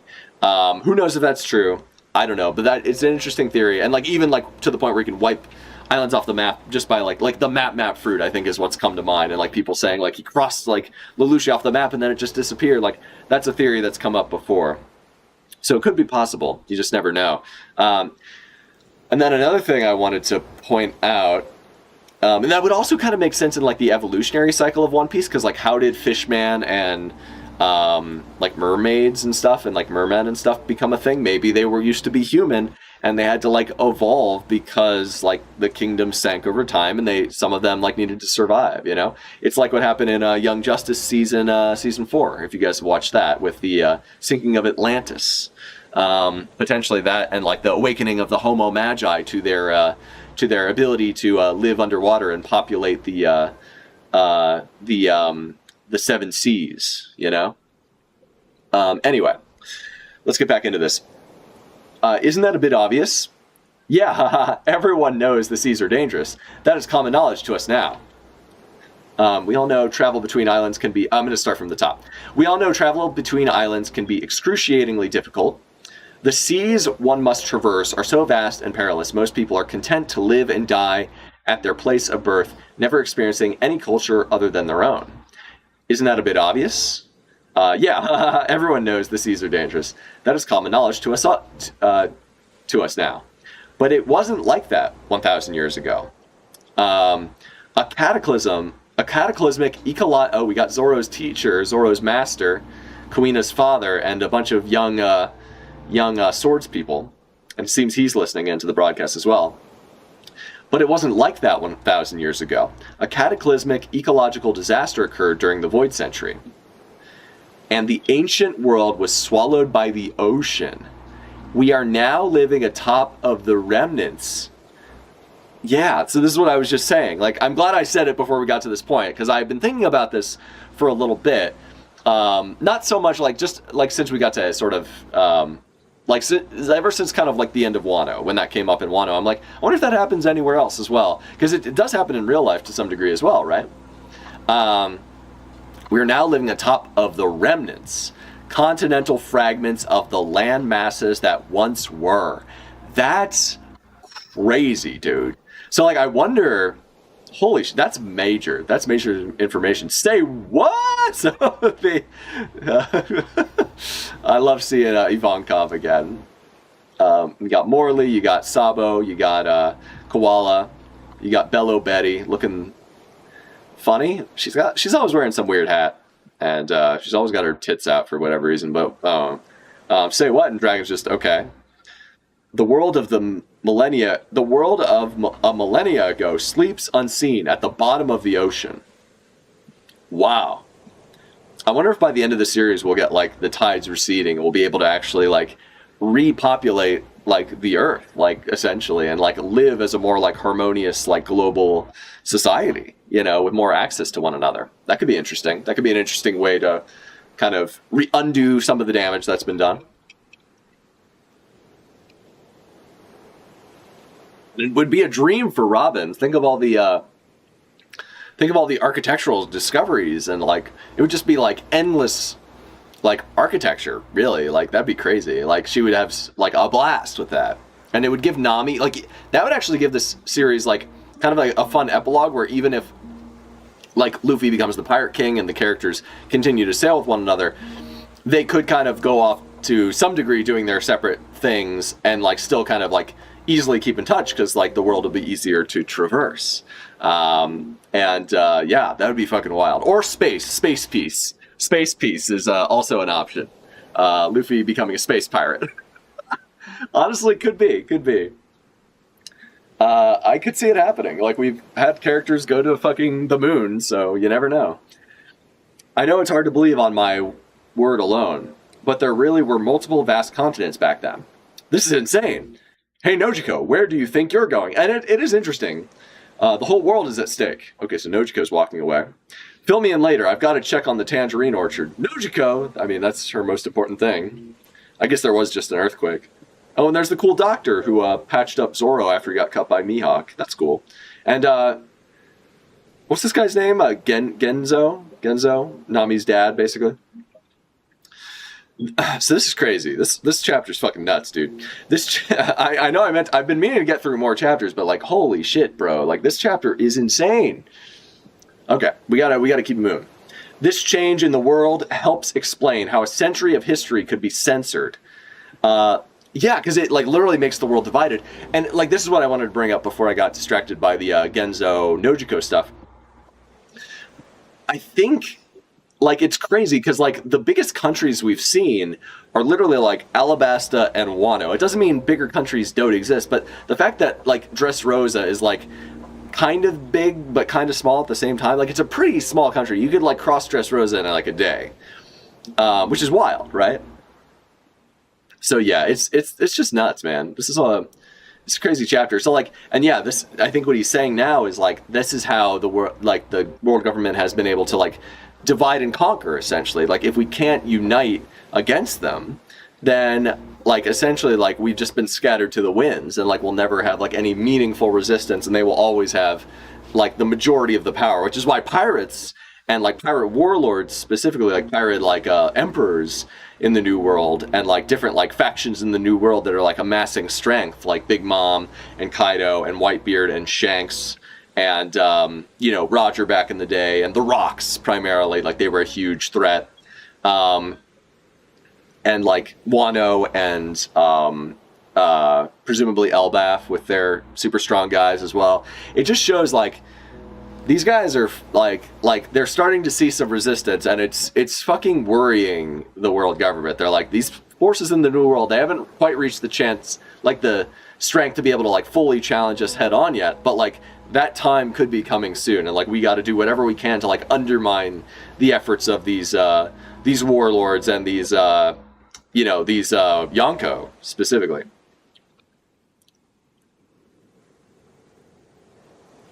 This change in the world helps explain how a century of history could be censored. A feat that seems nigh impossible, but it makes sense when you consider the undeniable conclusion all the data points to. Within a mere century, the average sea level rose by a staggering 200 meters. Holy shit. What? You're kidding! I mean, this is crazy. This is fucking nuts. We're learning what happened during the Void Century, or some of the things. I don't think we're getting the full... We're not getting like a flashback, but like, this is still crazy information. Like, this is nuts. All the Marines are freaking the fuck out, understandably. A warship only 60 meters tall. A warship's only 60 meters tall. No wonder the old world disappeared. Hey, stop listening to this crap. We have to work. We have work to do. The Seraphim and all those imprisoned cipher pull agents were spotted falling out of the lab building. We've got to rescue them. So see, like, this is another great example of, like, some Marines have their priorities straight. Others don't. Others are, like, dogmatic freaks. But some of them, oh shit, and you can see that the Labostratum has been cut in half. Although part of it's still floating, which is crazy. But part of it just, like, collapsed at the ground. I didn't notice that until just now. You can see, like, the little mushroom cloud. Oda's art is becoming a little bit more hard to decipher, but maybe that's just because this is not tidied up for the volume release. This is like a scanlation as well. So we've got to rescue them. Okay. Did you hear that? His tall tales keep getting taller. Okay, so this is Jaya again. Oh shit, who's this guy? Oh wait, is that one dude? Is this the guy that fucking Bellamy like beat the fuck out of when he first showed up? Like he kind of had like... I'm pretty sure that's who this guy is. He looks just like that guy. He was like a big bounty, like at the time he had like, I think a 45 million berry bounty, and I think this is him.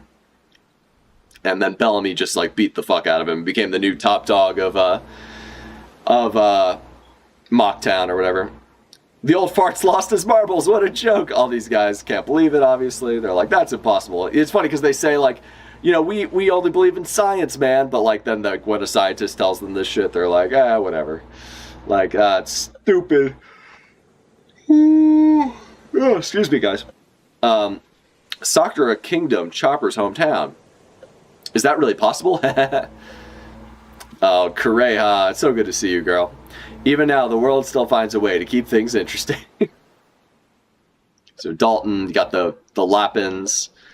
That mountain is around 200 meters. Who's the girl with the apple head? Was she in Ace's cover story by any chance?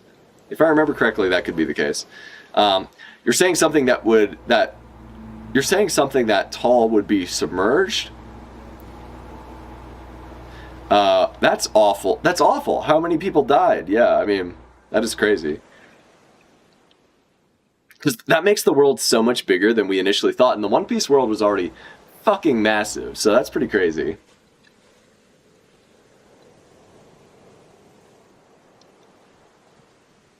Alright, let's get through this. That begs the question, how and why did such a flood occur? Naturally, your first inclination might be to assume it was some kind of natural disaster. However, I can say for certain that it was no such thing. It was a man-made calamity, potentially like what's happening right now.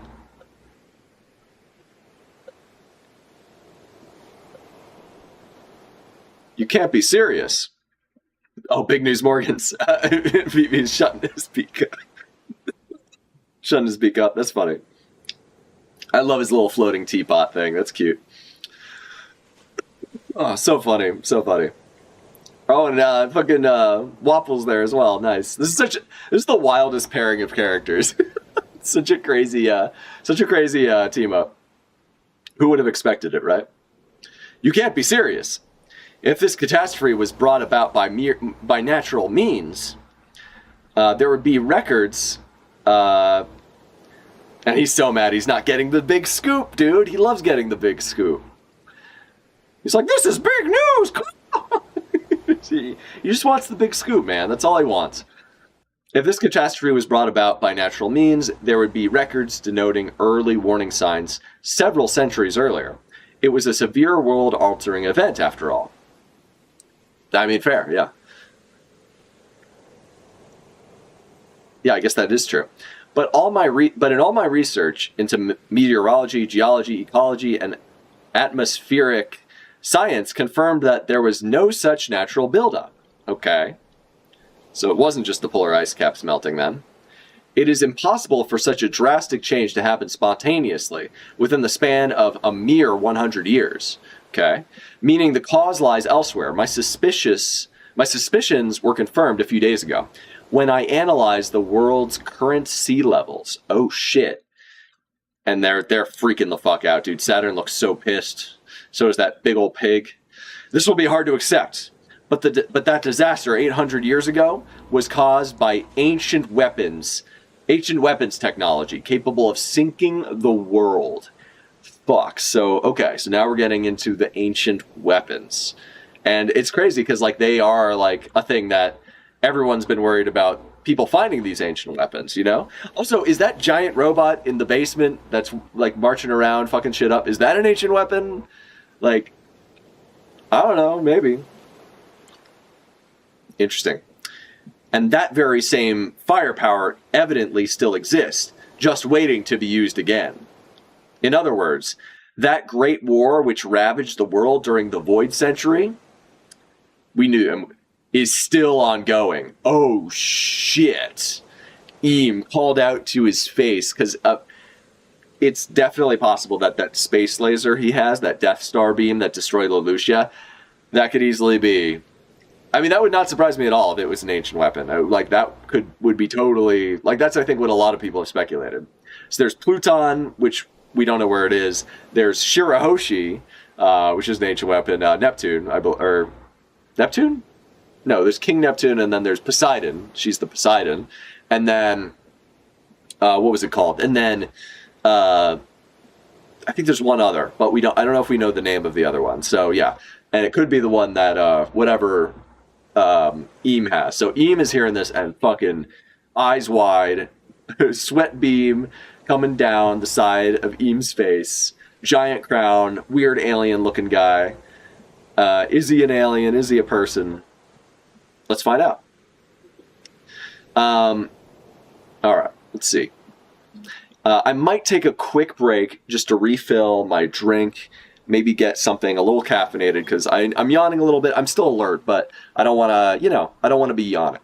So I will be right back, guys. Stay tuned. See you in like 5 minutes.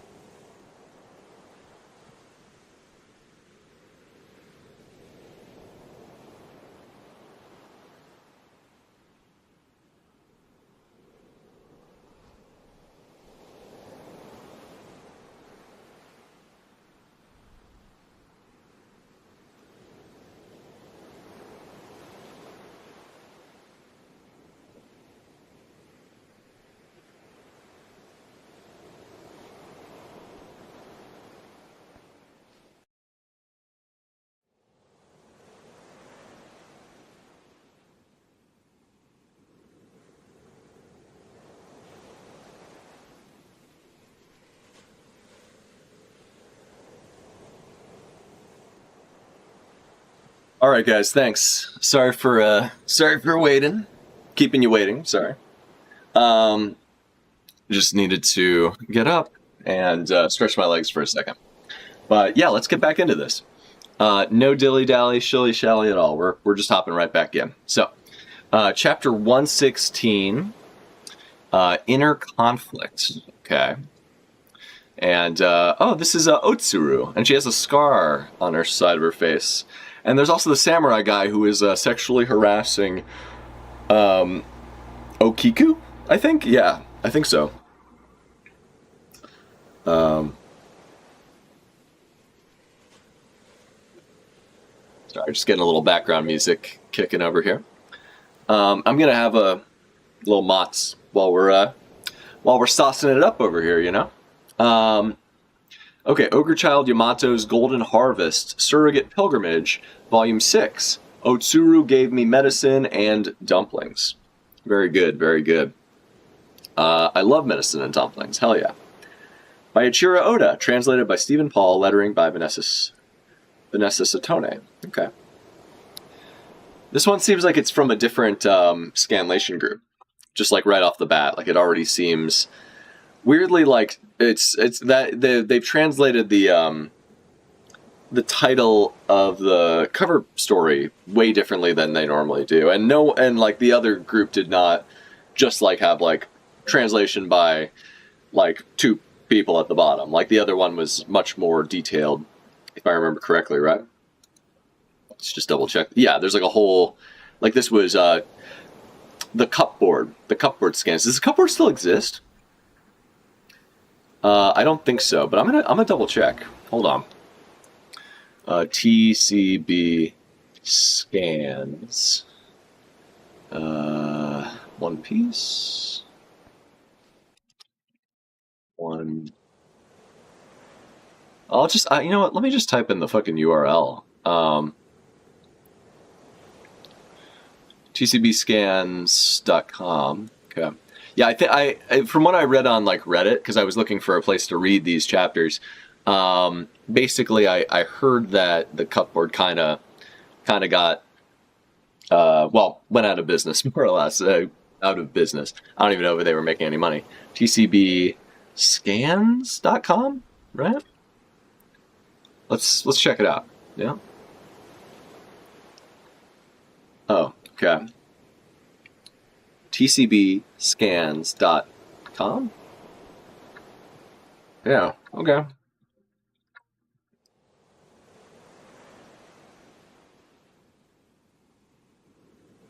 Okay, that's fine. Whatever. We'll stay on the site that we're on, I guess. Hopefully the translation isn't too bad. Alright, here we go.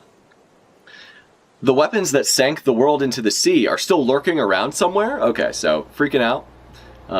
Interesting. I'm going to zoom in a little bit, I think. Yeah, there we go. That might be a bit much.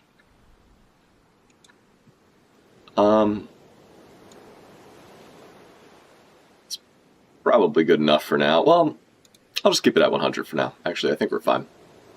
I think we're fine on that level. Okay.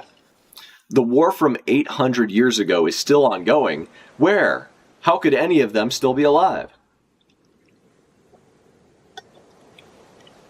So clearly, Vegapunk leaking this news has like triggered Eam to like an insane degree. It looks like he's about to go fucking nuclear, as we know he tends to do, or he or they, or we don't know what or who they are really. We don't really know anything about Eam yet. So yeah, we'll find out hopefully. Let's see. Okay. Yeah.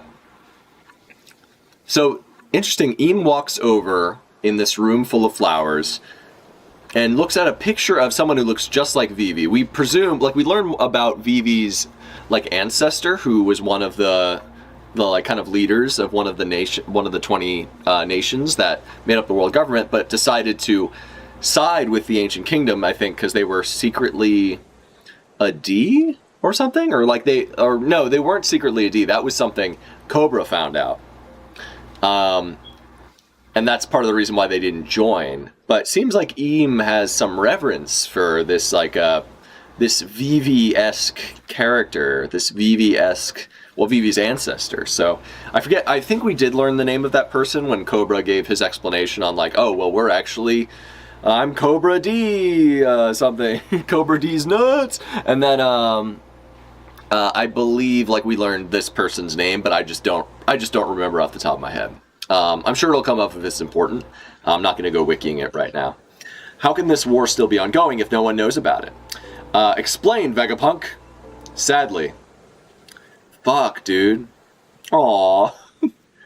Igaram. Oh, and Karoo, they miss Vivi. That's really sad. Karoo, why didn't you go with her to fucking the Reverie, my dude? It was your job to keep her safe. And they're putting up. He's got like missing Nefeltari. He's got all these flyers, like he's looking for his lost dog. That's so. God, that's so sad, man. Put out an Amber Alert on my girl. Fuck. Oh, dude, that actually touches me, man. I'm not gonna lie. Like Igram's face is so fucking sad, and just the way he is so distraught and like depressed looking at those posters that he's about to put up because he really fucking cares. This is a man who really cares about his protege, you know?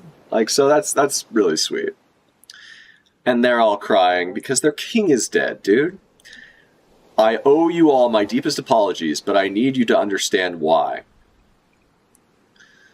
I wanted to create the energy that would power the industry of the world to come. We got Pell, who somehow still exists after being blown up by a literal nuke. And we also have... I'm forgetting the other guy's name. I forget. Yeah, whatever. He turns into a fox. He's cool. I wanted to create the energy that would power the industry of the world to come. And though it is still incomplete, I have at last reached a practical stage of my life's work. The Mother Flame, a fire that never goes out. It is an energy source that will one day in the future enrich the lives of people all over the world. Unfortunately, one little piece of that flame has been stolen. Oh shit. Wait, what? One little piece of that flame has been stolen. The fault of this lies entirely with me. Cipher poles in the center of the island. The flames are too intense. We can't get there. So they're trying to get to the island, but it's all burning. They're trying to save Cipher Pole. And part of the flame is missing. Interesting. So we got our girl Stussy making a phone call to somebody. There's some major shaking going on up here. What happened, Edison? I'm kind of stunned too. This is crazy. The basement lab of the labo phase and the Cipher Pole agents fell down here. And now I can't send more island clouds up to the straw hats. Interesting. I'm kind of stunned too. This is crazy. Interesting, yeah, because the shaking shouldn't be happening in the lavostratum because it's on a cloud. The basement of the labo phase and the Cipher Pole agents fell down here. Okay. And now I can't send more island clouds up to the straw hats. Fell down? What do you mean? Is this guy's the guy cut it last episode? Is that? Okay, no, that's not Zoro. I thought that was Zoro. Wait, is it Zoro? No, it's a Cipher Pole guy. And one of the Seraphim as well, in a bubble. It's the Boa Seraphim. Snake. And now I can't send more island clouds. Okay, fell down. What do you mean fell down? Okay, so one of those crazy 5 elders is heading your way. Please, Stussy, you gotta run. May I free Kaku, Edison? Damn. Okay, now I'm going to zoom in. May I free Kaku, Edison? Huh? They might be punished for their actions. I won't let him go after the Straw Hats, and I know the first thing he'll do if he's released. I get it, Stussy. I'm sorry for putting you through this. Oh, this is good that they're getting sort of a resolution. I'll keep it zoomed in a little bit. I get it, Stussy. I'm sorry for putting you through this. He was a friend, wasn't he? I'm sorry for making you betray that friendship. Aw. But you still went ahead and saved us. I know you wish you could have been true to both. Aw, so she did actually like care about her Cypherpole friends, which is interesting. And clearly, like, Haku, despite being like a cold-hearted government assassin, we know he's kind of like a sweetheart deep down.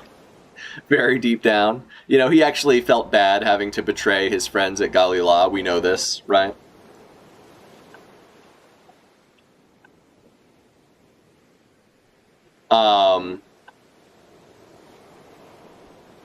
I know you wish you could have been true to both her duty as the daughter of Vegapunk and part of his team, and also her duty as a member of Cypherpole. That kind of inner conflict is a calling card of humanity, Stussy. Follow your heart and do whatever it takes to survive. I will. Aw. That's a really beautiful moment. Honestly, Stussy's a really good character.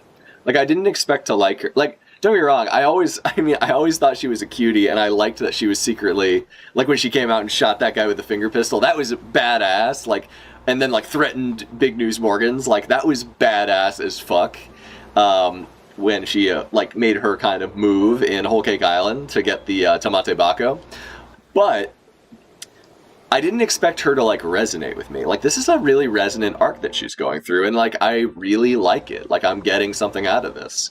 Like, I'm getting like emotional catharsis from watching her kind of undergo this journey. Like, I obviously never quite realized like I never paid too close, because she always seemed so duplicitous. Like, she seemed like she could turn on anyone at any point, until we learned her background with Vegapunk, and now we know she had this like kind of undying loyalty, if to no one else, definitely to like basically her father. You know, 'cause she was cloned from Buckingham Stussy, you know, Whitebeard's lover and Weevil's mom.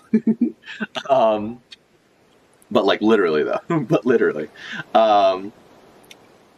Anyway, so around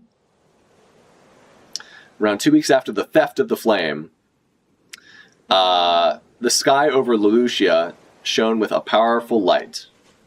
Oh shit, he's talking about that. That's gonna be some big news.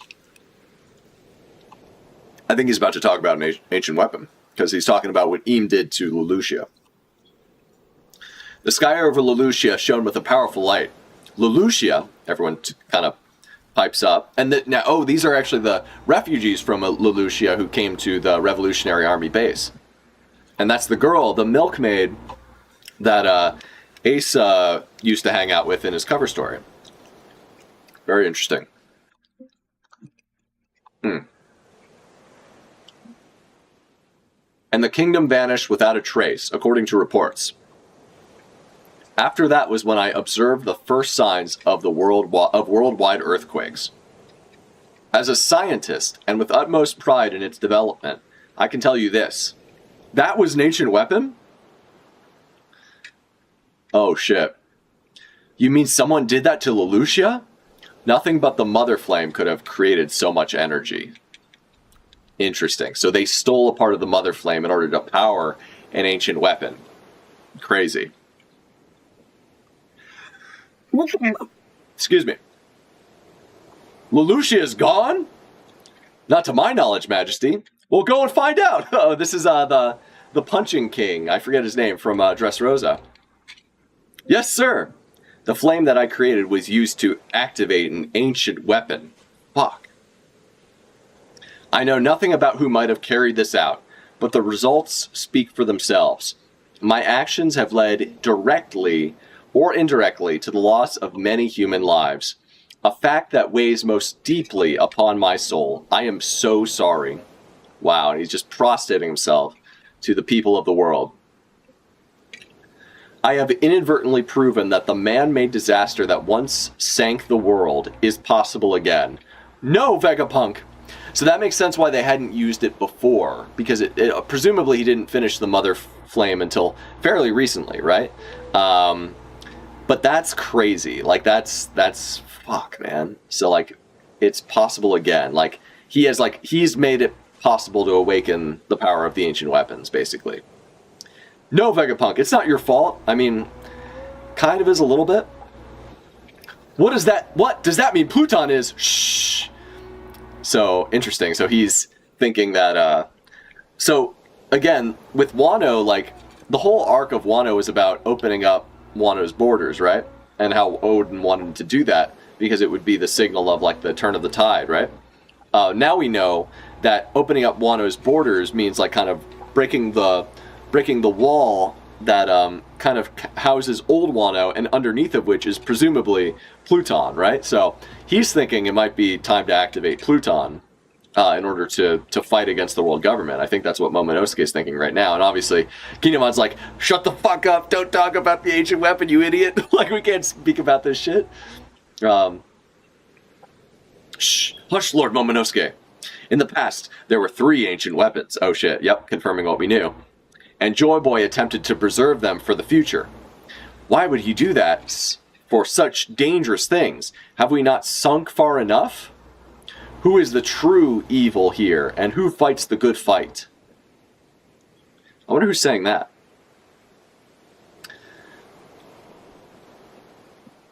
Interesting. Is that Vegapunk still talking? That's great. Is he like yelling now? Is that why it's... I guess that's what's implied. And there's one of the ancient weapons right now, you know, Poseidon, who controls the Sea Kings. That's the only identity of one of the ancient weapons that we know of so far. The day will come when all of the answers are laid bare, and even fucking... This is so funny, because, you know, in the past, Sengoku would be all about trying to stop what's happening right here. But right now, he's nervous, but he's also just like munching. He's just like eating really intensely. Man, all this information is making my boy hungry, you know? And he's like a chia pet. The more you feed him, the more his afro gets bigger. And the beard gets longer. You're going to choke yourself, you old fool. And I warn you, that moment will happen when we reach the very precipice of the world's drowning. Fuck.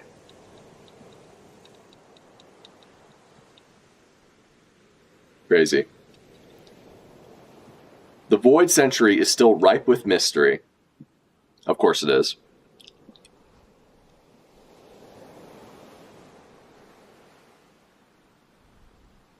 There are some who have learned the truth.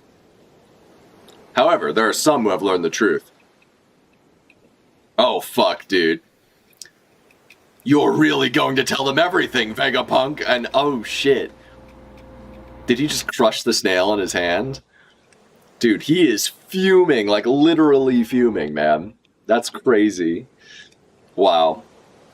You're really going to tell him everything, Vegapunk? And, you know, Akainu, bro, you're just sitting there, dog. You're not even on the island. The king of the pirates' crew. What? And that's why he was killed. Pirates? Why? Laboon, my boy. So good to see Laboon and Crocus. Obviously, Crocus being a member of the crew, he's like, yeah, I know. Like, yeah, I know it all. Why are the secrets of the world in the hands of pirates?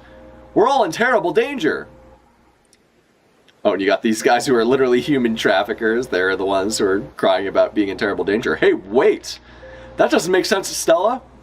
How did you know that I stole the Mother Flame from you? Oh, yeah. Okay. I stopped synchronizing. You couldn't have known. And I know you're terrible at lying and acting. Interesting. So she was the one who gave the Mother Flame to Eam and the Gorosei. You were truly shocked when you found out. York, was this all you're doing?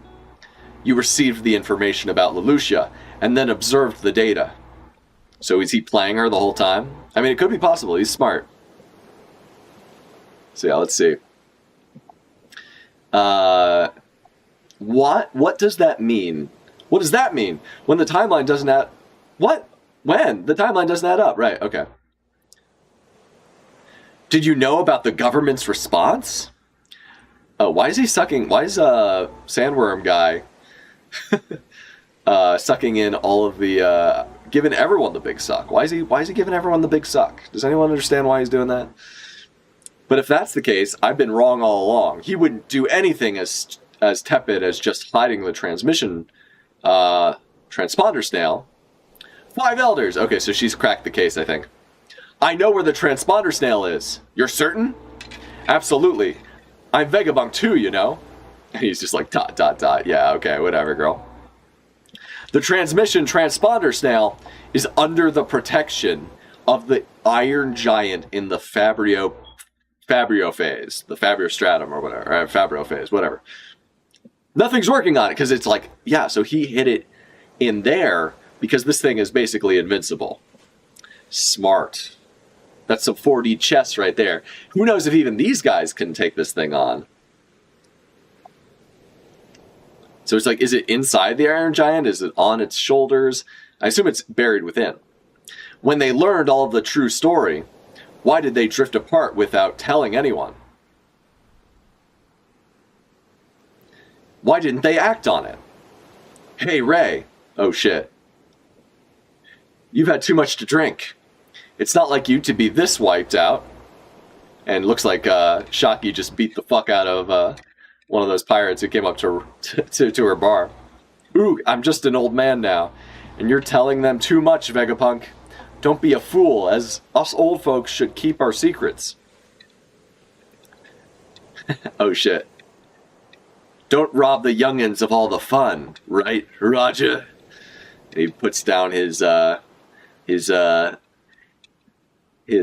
on the rocks as he starts to pass out. Wow.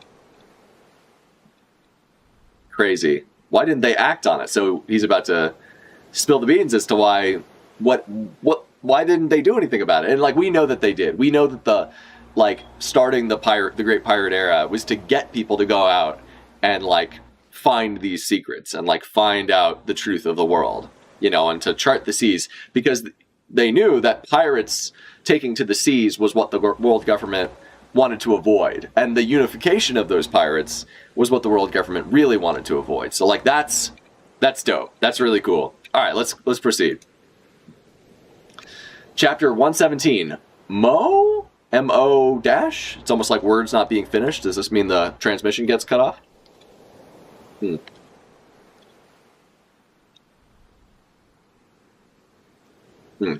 Okay.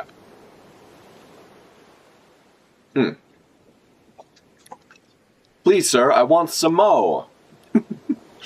Like Oliver Twist guys, get it? Alright. Alright, let's dig into this. Not this applesauce, the chapter, I mean.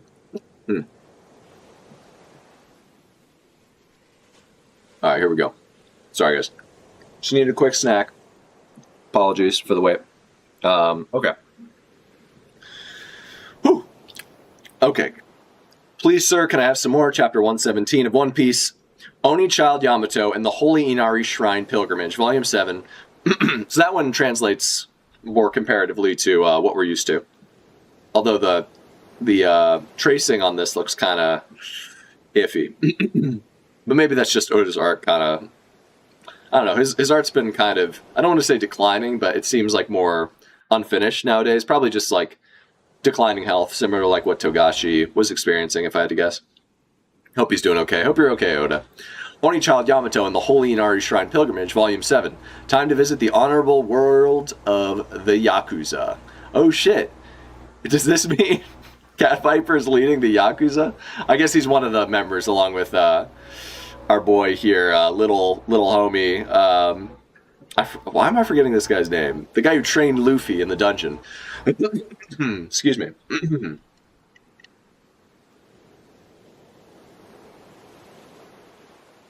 Alright.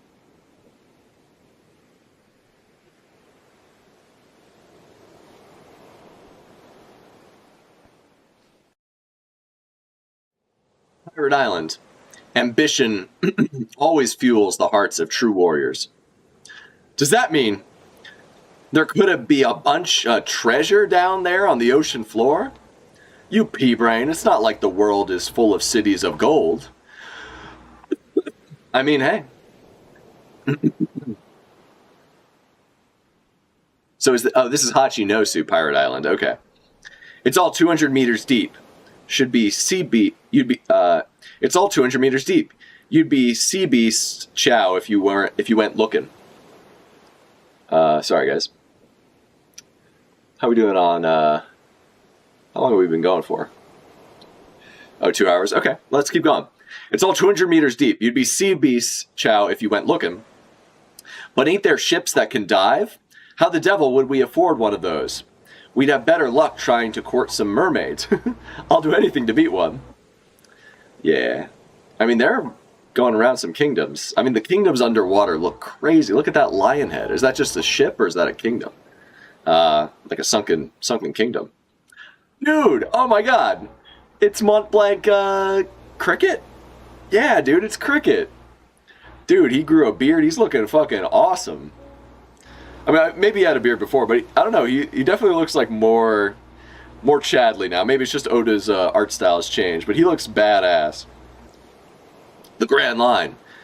That was even before Nolan's time. What an incredible story. Okay, it's the monkeys. It sounds romantic, doesn't it? Yeah, it does. These guys are all in a throuple.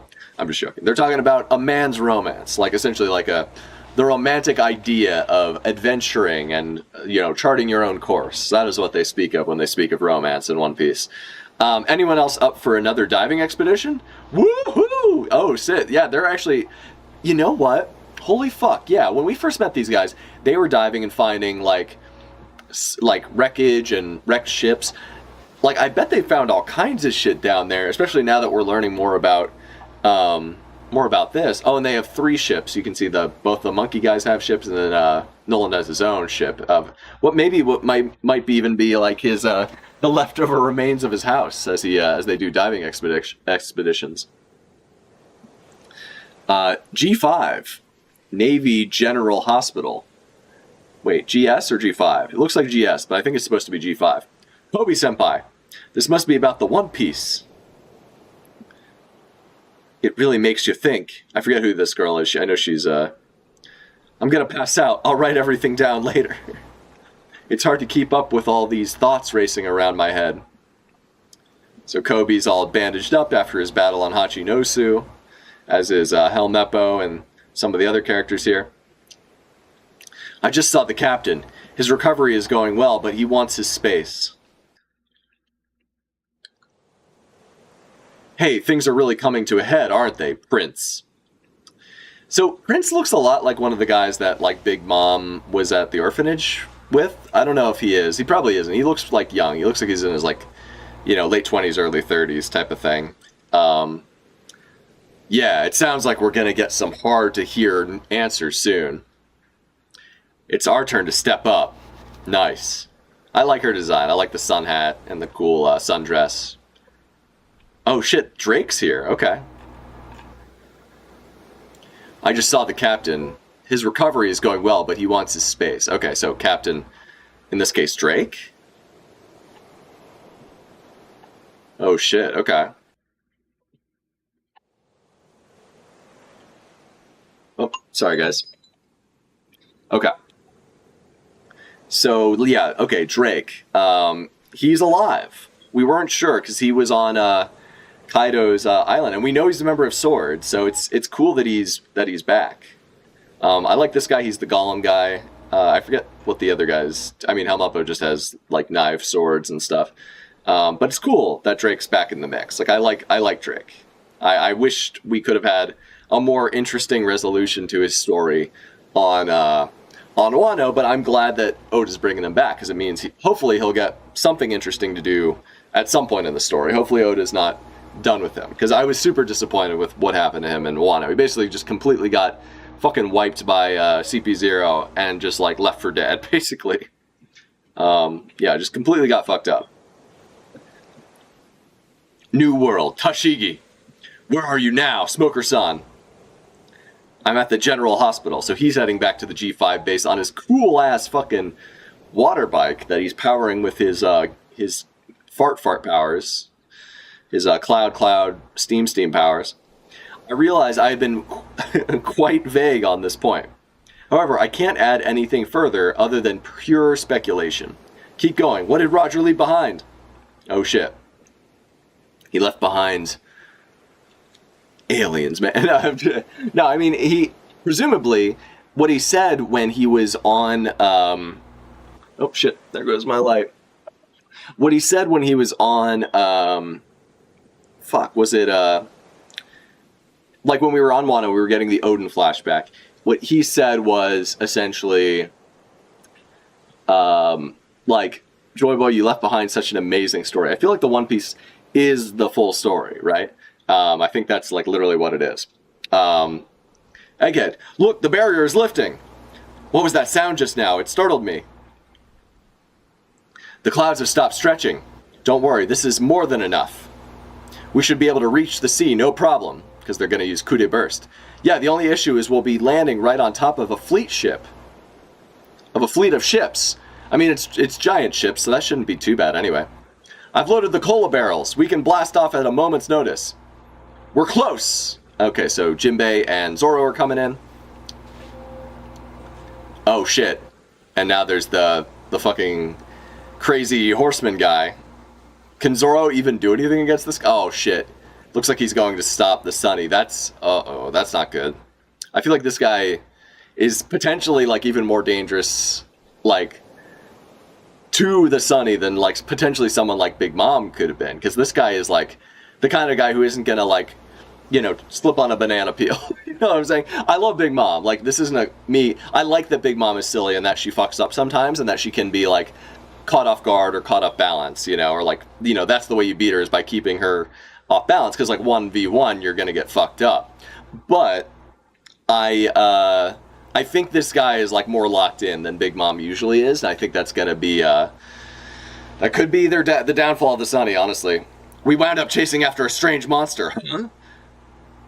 This is no time for detours. Get over here now. I'm not taking a detour. The monster is heading right for you. Look sharp. Huh? Oh shit. He's like as big as the ship too. Fuck. There's something special about it. Oh fuck, maybe they're broadcasting from the Sunny. Oh shit. That's what this guy's thinking. There's something special about his presence.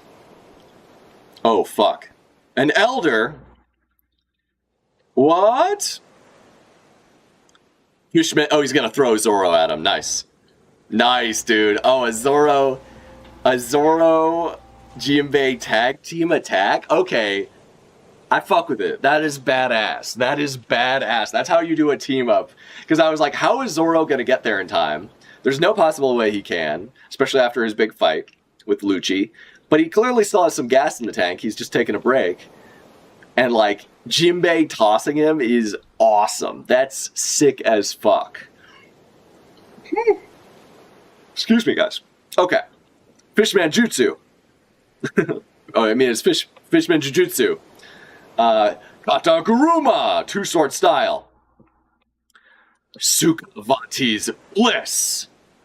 Oh, shit. I feel like this is the type of guy that might fuck Zoro up, though. Like, this guy seems strong as fuck. Sukavati's Bliss is, like, not a Zoro type attack, though. Like, Zoro is usually naming his attacks after sushi. What is Sukavati's Bliss? What the fuck? Who is Sukavati? Okay. Oh, Rashomon. Rashomon! Okay, he's doing the Rashomon, the double draw. Cool as fuck. A hockey clash. You see the hockey lightning coming off of that shit. He did not strike the Sunny. So they're both kind of hockeying out. They're both having a fucking struggle. A Katetsu blade. So he has a Katetsu blade. Damn. Damn, they knocked each other back. Cool. Fuck yeah. Mm-hmm. Oh, they've noticed each other. They noticed that, like, oh, you got one too. Like, they're kind of like, this is fucking cool. I want to see this matchup, dude. Like, I know we're probably not going to get it this arc. I feel like we're kind of racing towards the finish line right now. But this fight would be sick. Like, I would love to see this. Like, Oda, don't skip this shit. Like, there's some fights you gotta show us, man. That would be dope as fuck. Bam! Smacked. They fly back.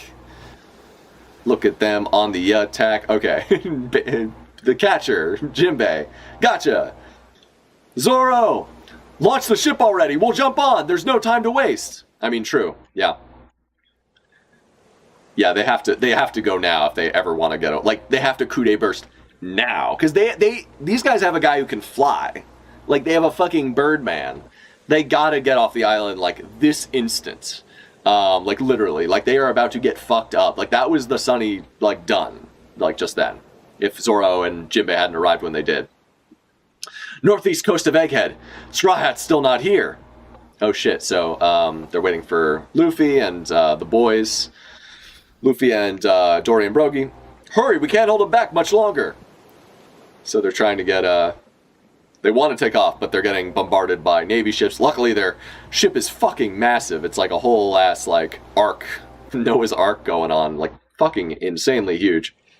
Sink that ancient ship of theirs. Remember, it's just one vessel, even if it does look like it came right out of a legend. I mean, it does look fucking sick. It looks like a Viking, sick-ass Viking ship. Oh, man. Looks badass. Our signal isn't getting through all this. Luffy! Okay, so, we're here. Get ready to set sail. Okay, nice. There's no mistaking that loud voice of his. All right. Okay, so it looks like they're going in two groups. So there's the Luffy group and the Zoro group. The Zoro Jinbei group, the Luffy Sanji group. Cool, very cool. We're here, get ready to set sail. And the Luffy Sanji group is going with the Giants. There's no mistaking that loud voice of his. All right. Oimo, Kashi, the captains, get the ship ready. Leave it to us, Captain. Set sail, turn the ship, and let's get out of here. Nice. Damn, awesome. Dude, oh, seeing the Giants. Oh, the Giants look so cool, man. Like, look at the guy with the deer helm. Oh, dude. And then the guy with the spiky broom-like thing in the middle, and this big bearded boy with the odds. I'm sorry. I just had to, I had to geek out. I love the design of the Giants in One Piece. And these guys look awesome. I love the guy eating, the big chubby guy with the fucking bowl cut and the cool mustache.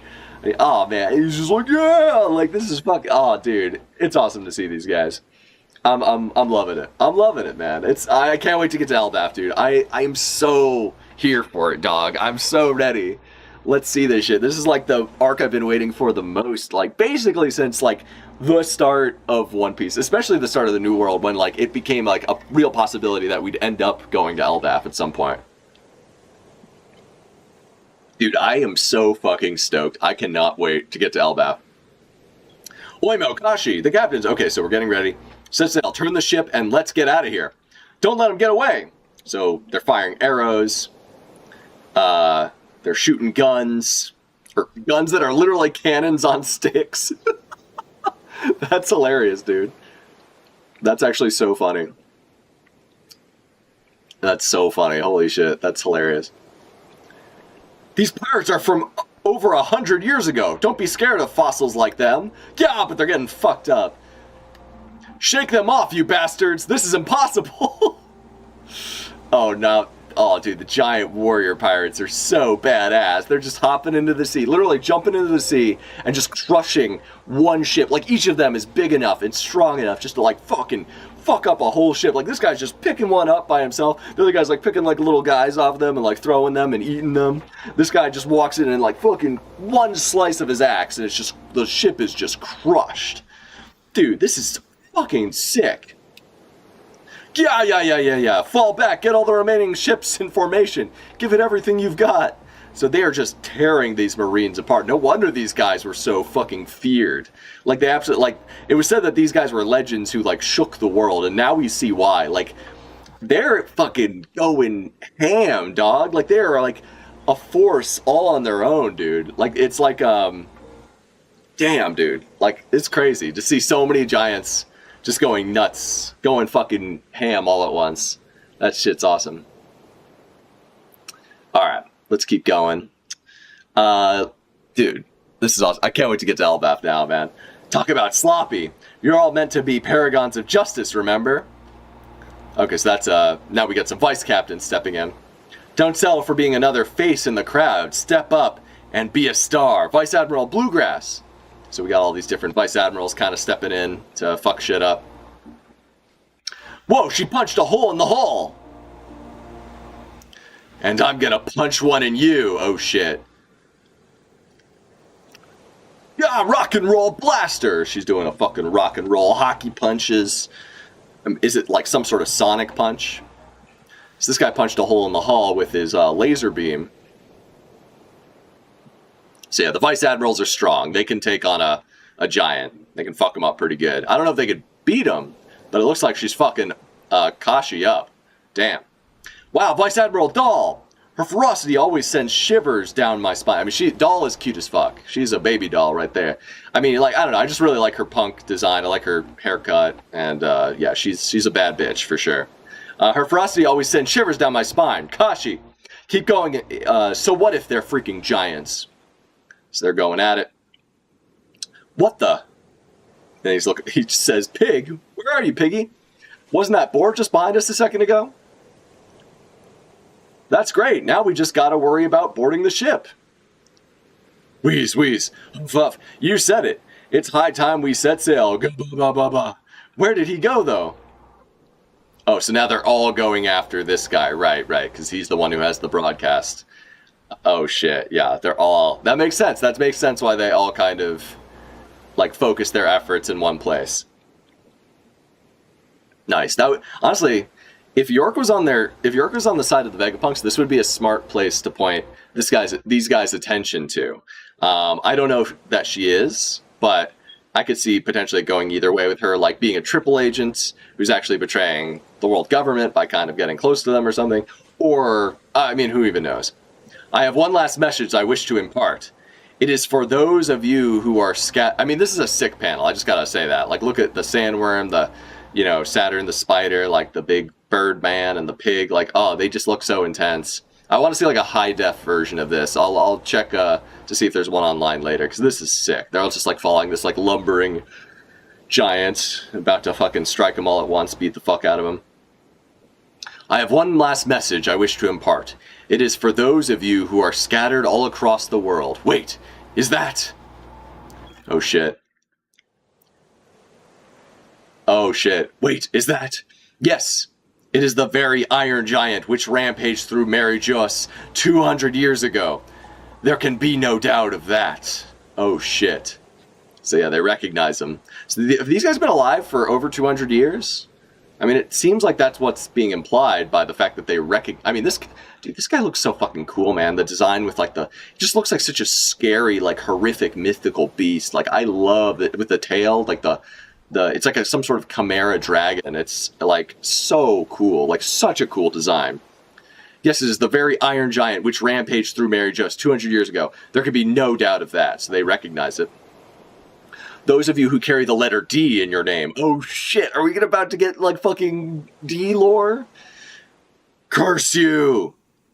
Oh shit, here it comes. Ace, Luffy. Yeah, Sabo doesn't have the D, does he? Luffy-san, Vice Admiral Garp. Blackbeard, oh shit. Among you, there is Captain. Captain! Oh yeah, because talking about Trafalgar Law, who has Trafalgar D. Wattel Law. Oh shit, hits him with the big pig pork attack. Among you, there is Oh shit, we don't get the end of the message, no! Oh no, dude. He broke the transponder snail by, Damn. In Japanese, he gets cut off as he says, mo. This could be the start of an unknown word, or it could be the particle for also. Interesting. So, among you, there is also... Blah. Bzz. That is enough. Oh, shit. Wah! Vegapunk! Bzz. Wah! It cut out. What was he about to say? D? Okay, so the D lore has been saved for another day. Oda is still blue-balling us on that. But honestly, I didn't expect all of the secrets to come out here. So it's not too surprising. I think we got a lot of information here. We got a lot to stew on. We got a lot to sit on. I'm really excited to kind of look into it on like a deeper level and like kind of think more about it so I can have a greater discussion with you guys next time for sure. We are going to try to read one more, so let's go ahead and do that. Did the signal get jammed? Huff. It's over. Okay, so it looks like she was right. Words that echoed in vain. Damn. All right, chapter 118, Being Free. Oh, shit. Oh, shit. Are we actually going to make it to the end of Egghead? I do want to try to do it. Whether it's one more chapter or two more chapters, I want to get to the end of Egghead Island this session, if possible. Oni Child Yamato and the Holy Inari Shrine, Pilgrimage Volume 8, setting off. Setting off from the flower capital at long last. Nice. So she's about to follow, or excuse me, he is about to follow in Odin's footsteps. Dope. Based. Jump overboard. Jump overboard! Is that a metal creature? It's gonna sink the ship. So they knocked it over. It's about to fall down and crush everything. And their name was... Where are you? Where did you go, Joy Boy?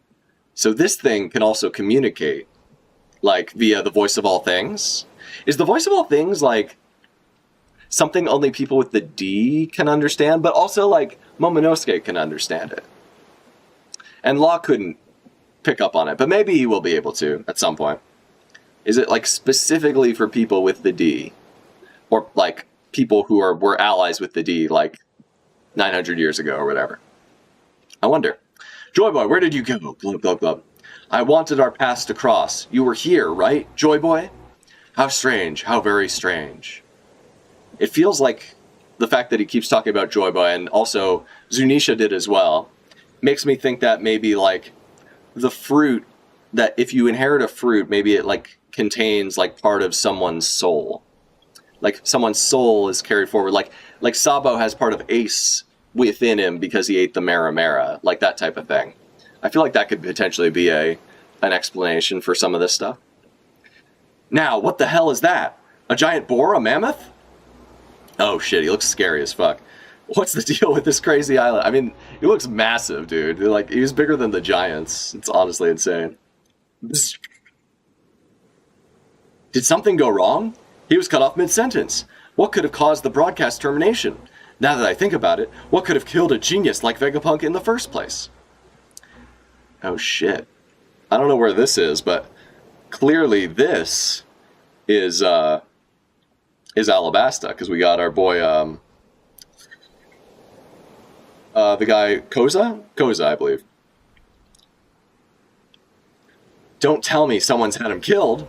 He did say he committed grave sins. But the government would just erase him, would they?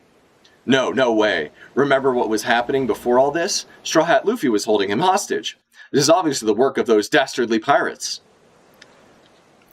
The world government would never kill off the world's greatest mind, even if he did break a few laws. It's so funny that they, like, because, like, the reader knows the world government is corrupt, right? So, like, from our perspective, we're like, of course the government killed him, but from, like, the rest of the world, they see, like, pirates as, like, the real threat. Like, they, you know, because, to be fair, pirates don't have great PR.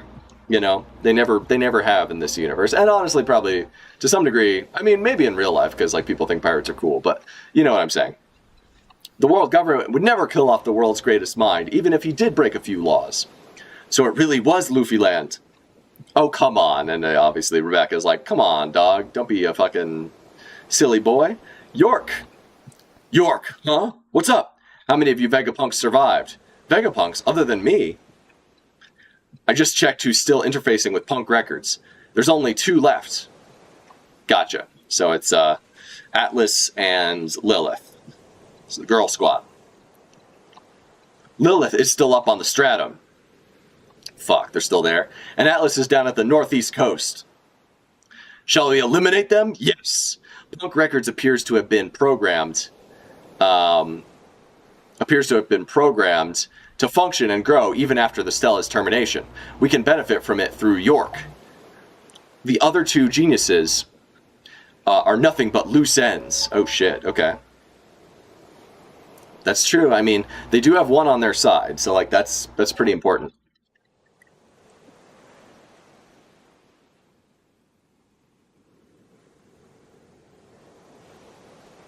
Yeah, set sail. Let's get out of here. We're hopping on! Okay, so Luffy and the boys are getting on the ship. Oops-a-daisy. And they set sail. You made it! Woo! Nice. Excellent escape.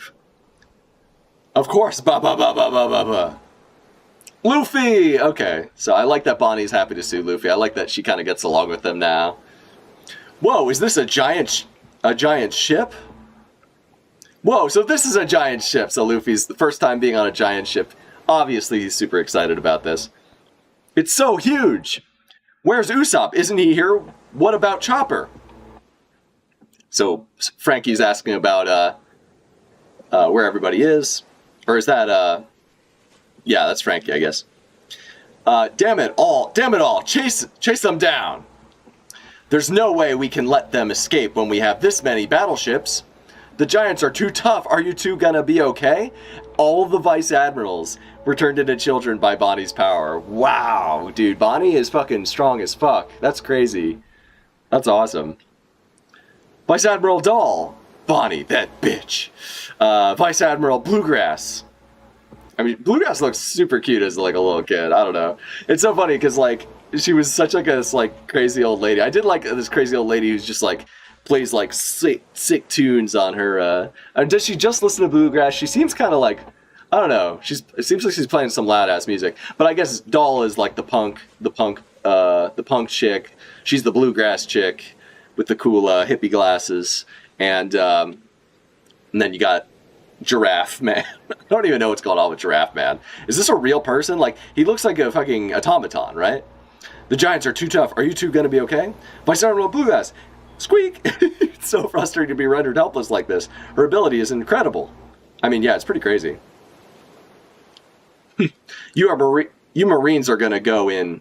Are gonna be in hot water for letting me get away, huh? Yeah. You look pretty beaten up, Kashi. I mean, he does look fucked up.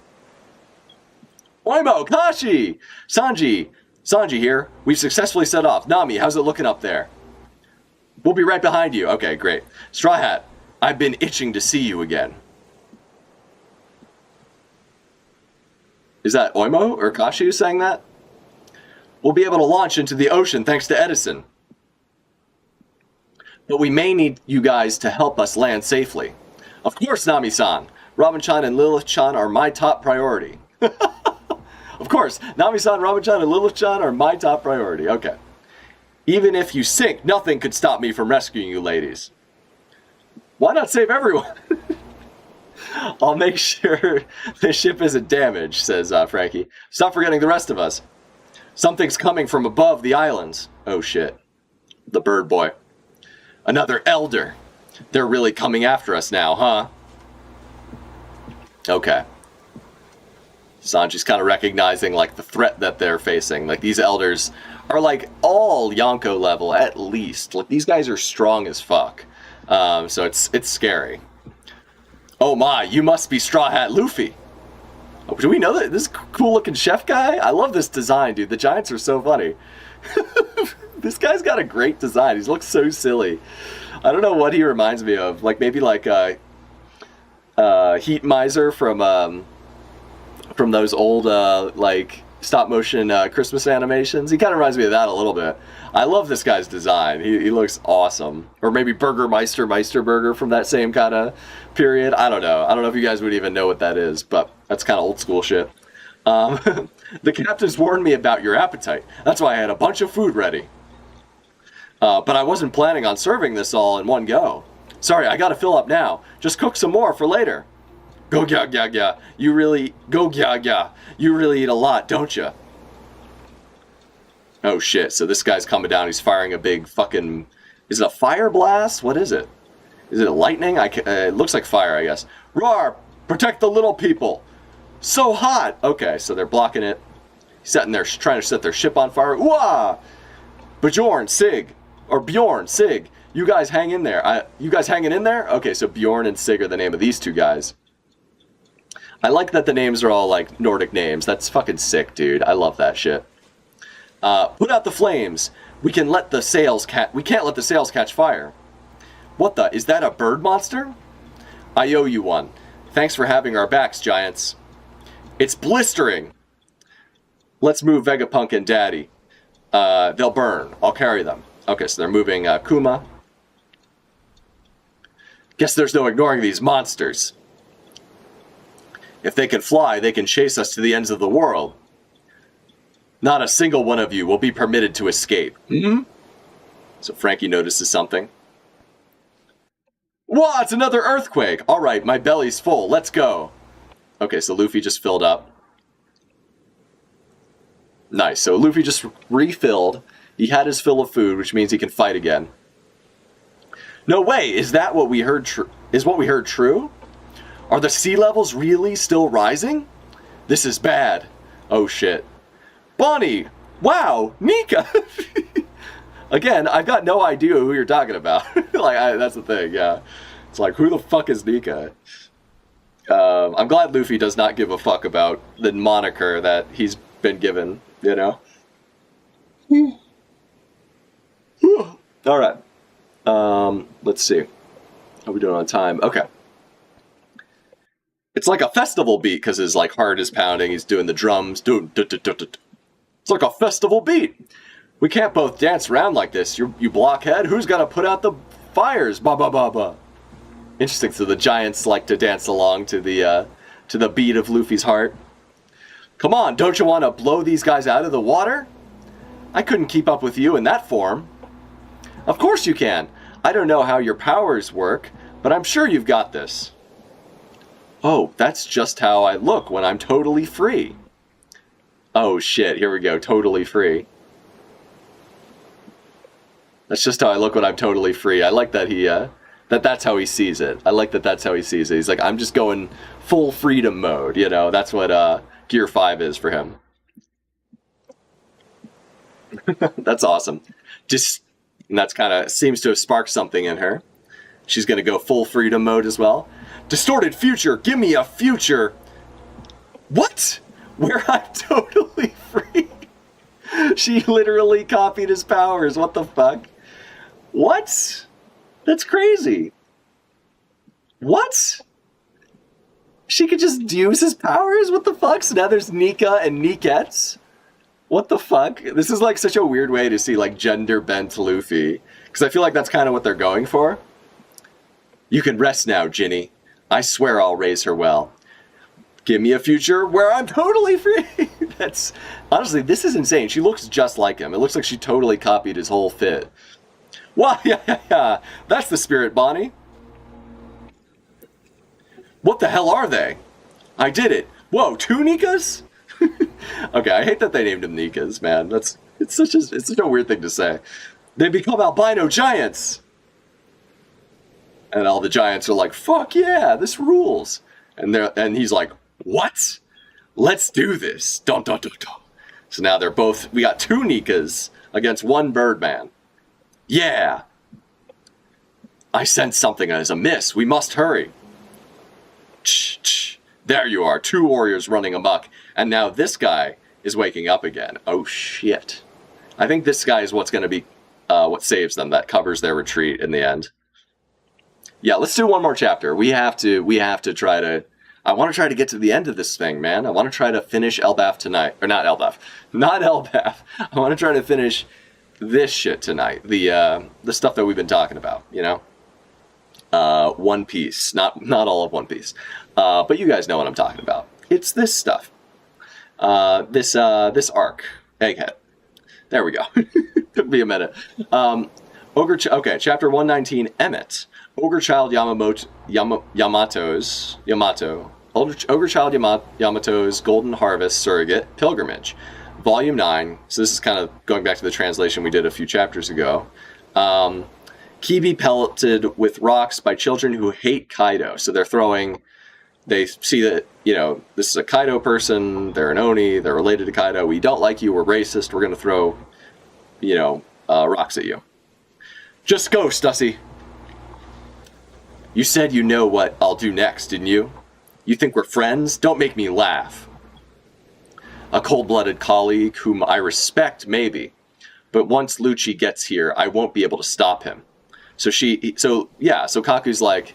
So clearly Kaku has some, like, reverence for her. Because he's telling her, like, get gone. Like, Lucci... Like, I won't be able to stop Lucci from killing you. Like, I like you enough, or I respect you enough to want you to go away. And I think deep down he probably does see her as a friend, but just like because of his bravado and like the role he's in, he just can't admit to that, right? That's his whole thing.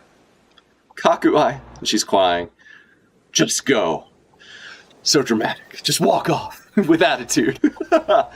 Just go. Tick, tick, tick. So she sprints away or walks or runs away. And obviously our boy is sad. Are we going to get a love story between Kaku and our girl? That'd be kind of crazy. I mean, they might just be friends. That's okay. Yeah. Now I'm having fun. We got 2 Nikas, dude. This is fucking wild. What is happening? Doom da da da. Okay. And then got like, she's freaking out. Bonnie looks great in this form. This is so funny. I don't know. I just think what are the limits to her powers? Could she just be like, give me a Gorosei future, and now she turns into one of them? Like, I don't know. Like, seems like she can just copy whatever she hears about or sees. It's crazy.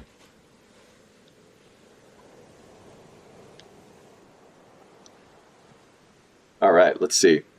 Let's see what we get. That's the same face as on Straw Hat Luffy's poster. And they're all like, Nika! 2 Nikas? It's just an illusion of the age fruit. Know your place. Listen up, boys. You can't hurt these guys by ripping them up or crushing them. So I want you, to wail on me as hard as you can. Interesting, okay. So Luffy's issuing a captain's order to the giants. Listen up, boys. You can't hurt these guys by ripping them up or crushing them. So I want you, to wail on me as hard as you can. Interesting, okay. Interesting request. So there's no, so he's turning into like a cannonball so that he's going to hit them? I'm trying to figure out what Luffy's plan is. Seems like Sanji and Frankie have picked up on it. So there's no other way to do this. As hard as we can, say no more. You want me to punch you? Why? Help us out here. Do something about the bird. Put out the flames so we can sail. Stop dancing, you idiots. What? You were doing it too. I mean, they were. That's true. They were just following their lead. Oh, shit. So he took the heat. Luffy took the heat head on. And now he's grabbing them. Hurry, I've got a hold on him. Oh, shit. So he grabbed him. So what's about to happen? Are they about to punch? Captain's orders, Bonnie. Ifrit Jambe. Hell. Oh, shit. Strong impact. Here goes. Supersized Nika. Memories. Right. Punch. Yeah. Ifrit Jambe. Hell. Memories. Strong impact. Right. And here goes. Supersized Nika punch. Oh, oof, that hurts. And Bonnie can use the fucking hockey too, so that's crazy. What? We're hurting you?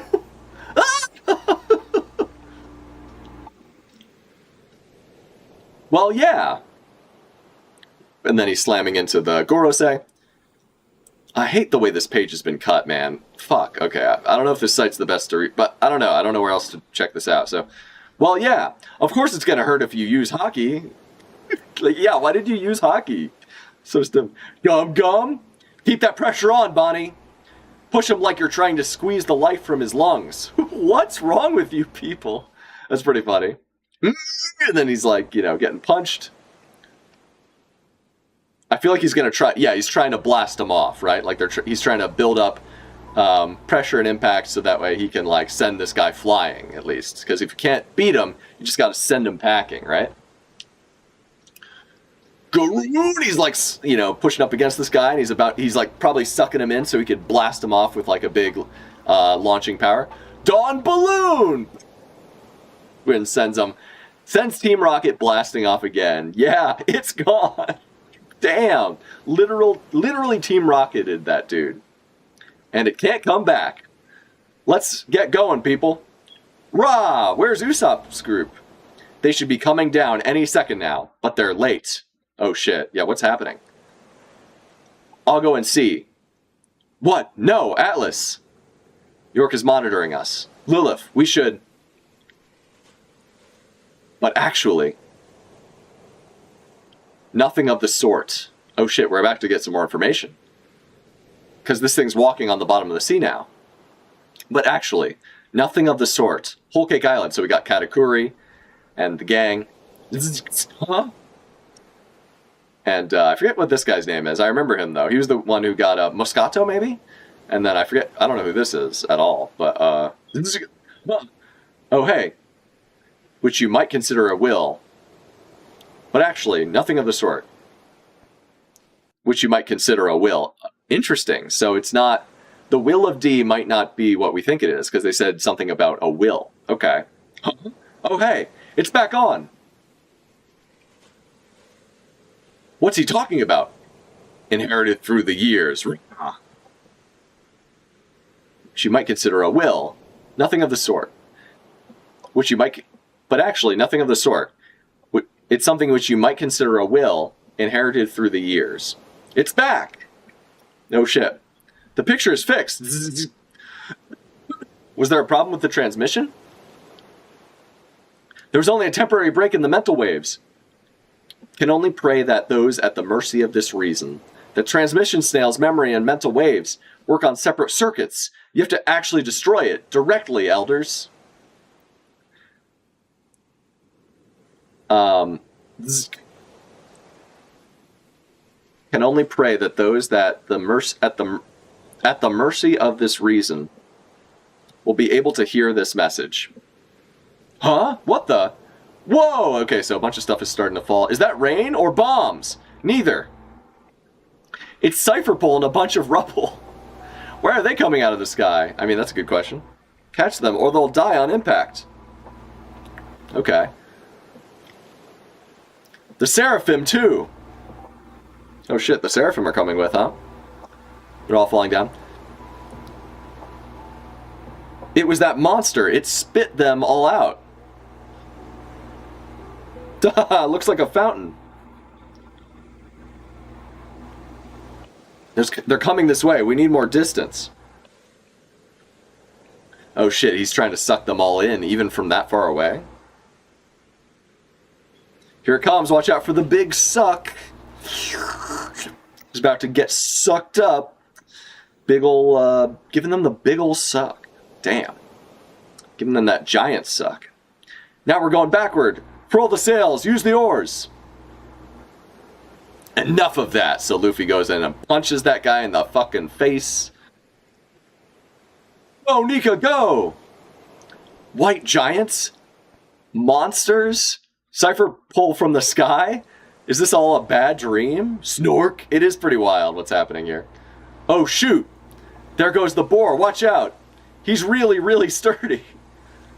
Yeah, he's getting sturdy. That's what's up. He's about to get sturdy with the giants for sure as they're dancing to that Nika beat. He's really, really sturdy. Look out for him. He'll smash the ship to pieces. We gotta flee. Oh shit, he's running in.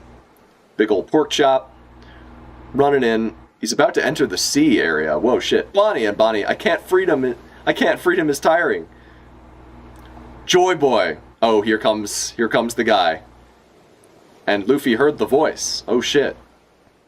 They're like, ah! Like they're about to be attacked.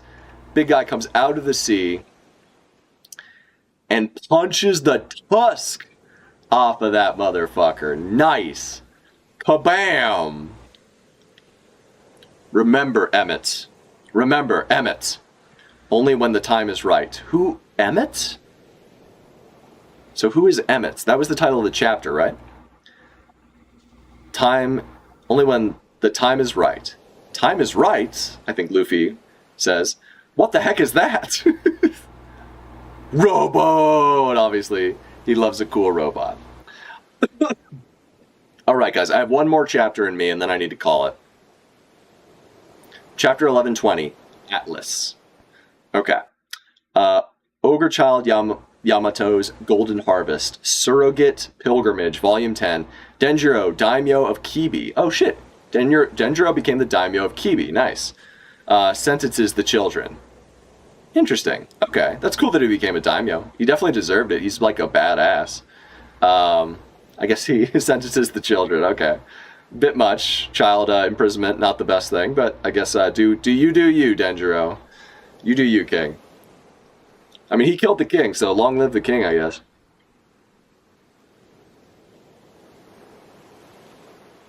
Oh, so this is what punk records used to look like before it was turned into like a crazy cloud record thingy? 26 years ago, Punk Hazard. Oh, Punk Hazard. Okay, so this is Punk Hazard, not Punk Records.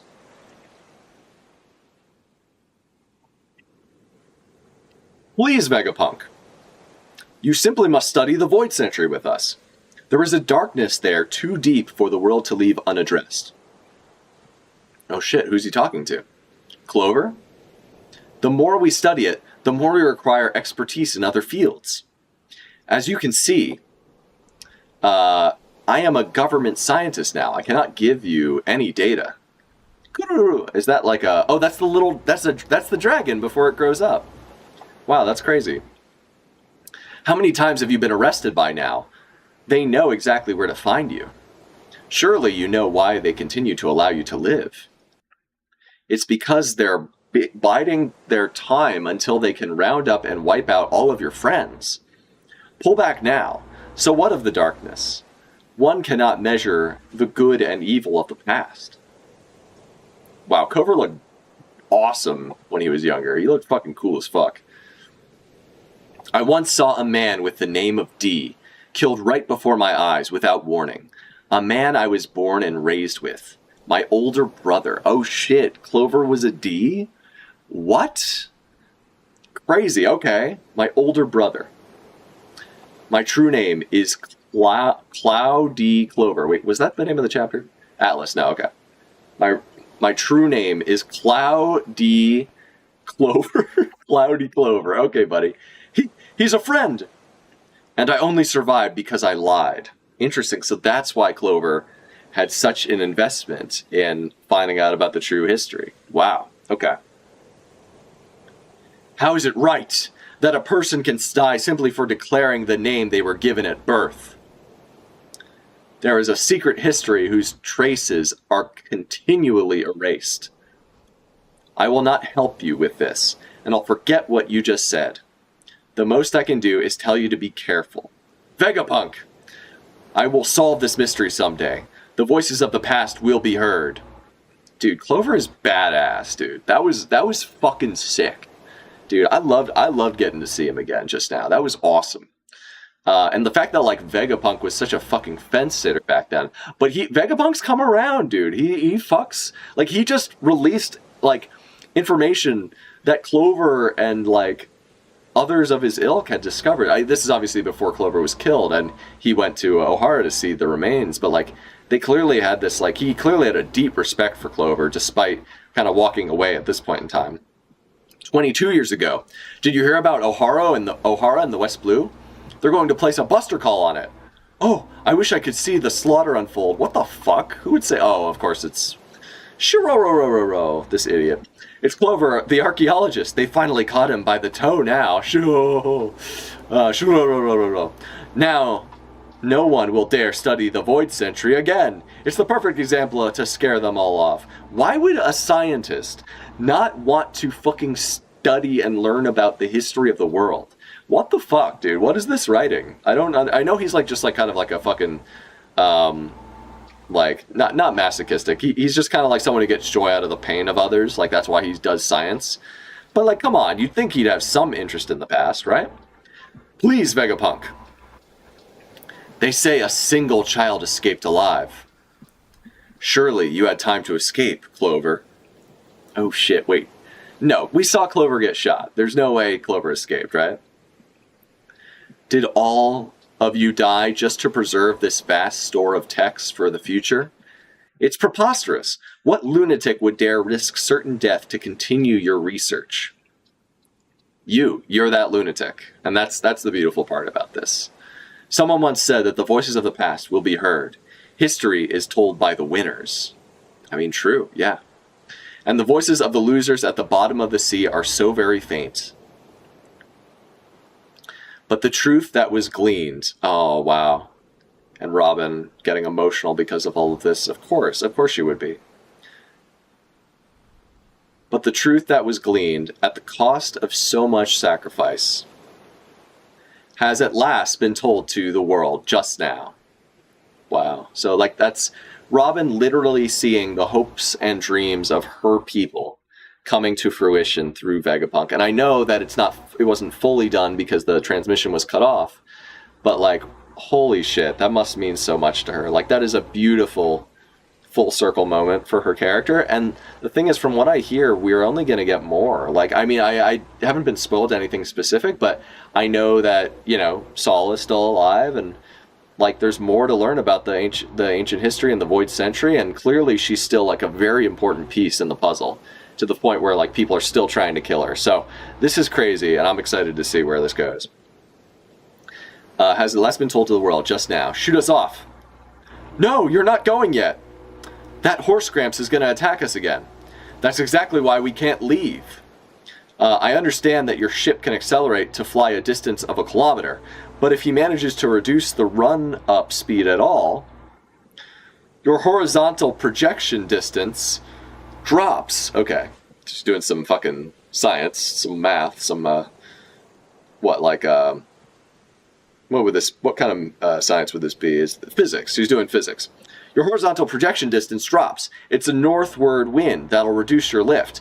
And according to my calculations, the ship will crash on hard ground. And she's like, well, excuse me, Poindexter. He's just, sorry, spouting off some fucking, you know, some stupid shit. No, it's smart. It's cool.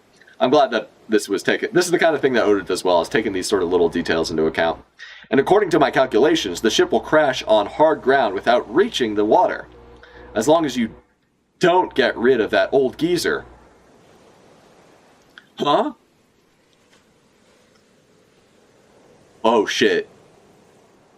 What the fuck? Atlas just showed up and punched the fuck out of Lilith? Is it because... Is Lilith also a traitor? I mean, she is the evil one.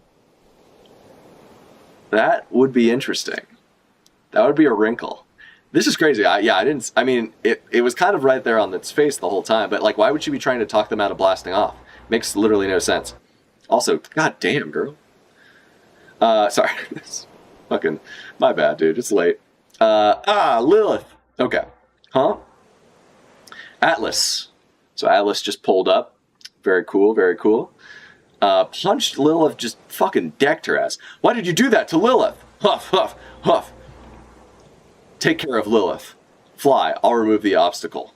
Oh shit. Oh, you knocked her out to get her to, like, stop fucking spouting off physics bullshit so that they could take off, and she's the one who's gonna sacrifice herself to hold them back.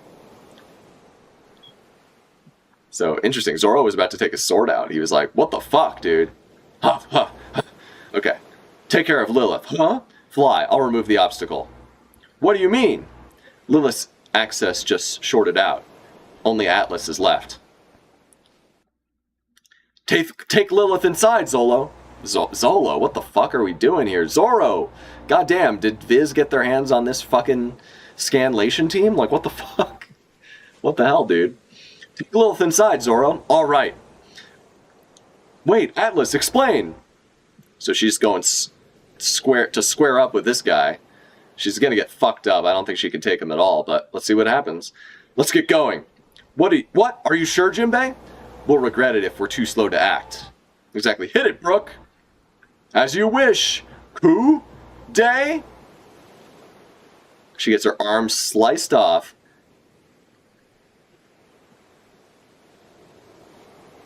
But I think she's going to explode or something.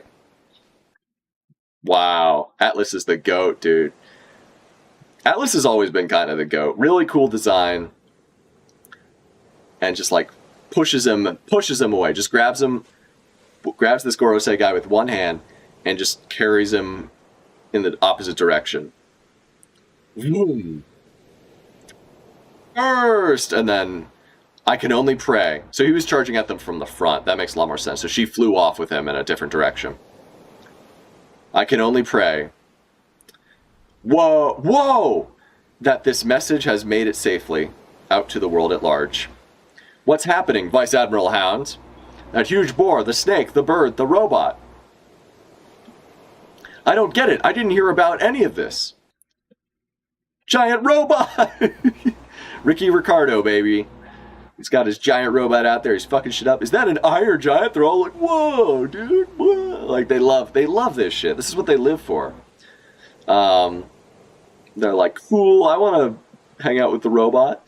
Joy Boy. Does it shoot lasers? Probably not, but well, maybe. Joy Boy, I'm so happy. I get to see you again. And he's like, who the fuck are you talking about? And he's just like, what? I love this design of Luffy where he's just like, huh? I'm talking to you. And this guy's like, no, dude. What? I love that they're doing a gag with this giant ancient weapon. That's crazy. It would be foolish to hear about a war 900 years in the past from only one side. You go ahead. Your enemy is my enemy. Oh, I'm so happy. I get to fight for you again, Joy Boy. This is amazing. You can talk. Joy Boy is in danger. I must protect him. It seems we cannot end Vegapunk's speech unless we shatter this thing to pieces. Interesting. Okay, so nice, dude. The robot is squaring up. And this was one of Joy Boy's allies from the past, just like Zunisha. Awesome. Get the ship moving. Is that thing on our side, Straw Hat?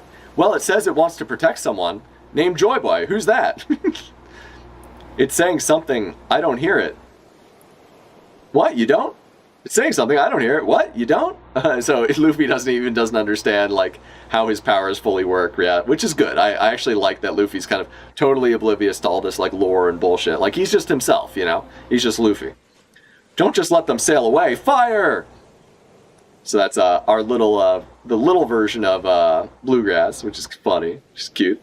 History requires a multifaceted approach to understand entirely. If only I had more time on my side. And yeah, I mean, he's right. Like, exactly. History is complex. It's not a simple story, you know? There's always complexities to it. There's always nuances to it. Nothing's ever black and white. No matter how much anyone wants you to believe it, nothing is ever completely black and white.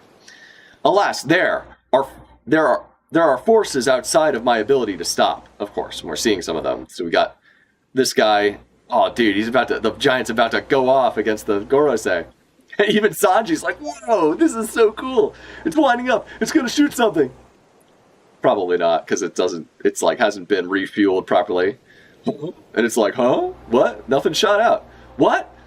Look out, robot! Oh shit, took a big chunk out of him. Shit. Damn. That guy is strong as fuck to be able to take a big chunk out of that robot. Holy shit. So I guess maybe it just doesn't have the tank because it's been inactive for so long, so whatever weapons it had probably aren't operational anymore. No, Robo! That's a 900-year-old weapon. Of course it doesn't work anymore. Did Jinbei say it? Or no, sorry, Frankie said that. No, Robo! Who said that? That was probably Luffy. Push it between your jaws, Peter. So Jupiter is, or Jupiter rather, is this worm guy. Stop that transmission. Okay, so now it's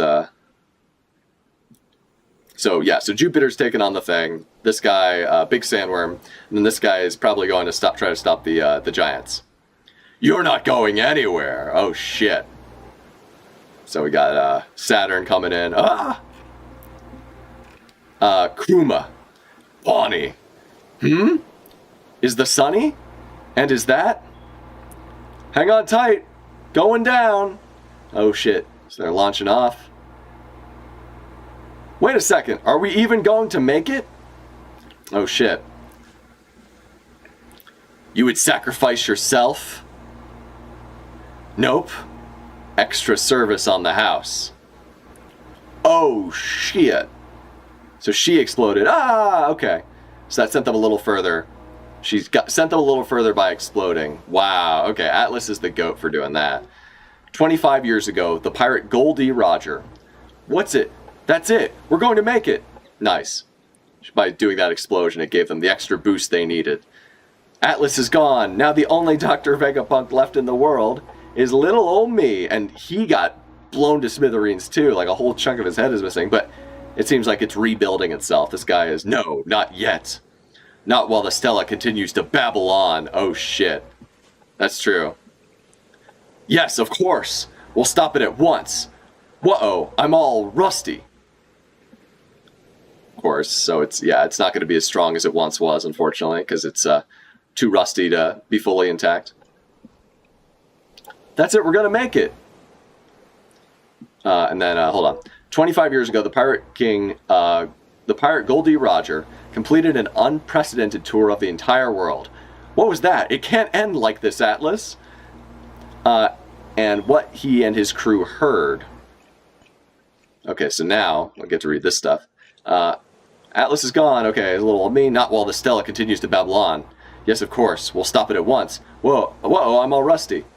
Joy Boy, you said when the time is right. I think this counts. I'm going to use it, okay? Oh shit, what is he going to do? We're likely the purest voices of the past. In conclusion, as I'm sure you've all surmised by now, my view of our future is thus. Wait, what? What does he mean? Goldie Roger? Or Goldie? Oh, yeah, because the world doesn't know his name is Goldie. They know him as Gold Roger. Oh, shit. I think even the government might not know that about him. So, wow. Is that really the end of the chapter? That feels like a very weird place to stop. But okay, I guess that's where we're gonna have to call it. Unfortunately, we didn't quite finish the arc, but that's okay. We made some real progress. We got to chapter 120. I think we went from like 115 to 120. We covered 5 chapters today, so that's pretty good. Clearly, there's more to come, but I gotta drop, guys. It is fucking late, and I got other shit I need to do. So thanks again for coming through. It's been a fun stream. I'll have the VOD up shortly. It'll probably be posted like immediately. So, but yeah, good times. I'm gonna try to stream again sometime this weekend. Not entirely sure whether it'll be Saturday or whatever yet. Probably sometime on Saturday because I'm busy Sunday. But yeah, we'll see. I will. But I'll leave you guys there. Thank you again for joining me on this catch-up stream for anyone who dropped in or watches the VOD. And yeah, we'll be picking up again soon. I'm excited to, really excited to get to Eldath. I'm really excited for that. So anyway, guys, I'll see you next time. Thanks again.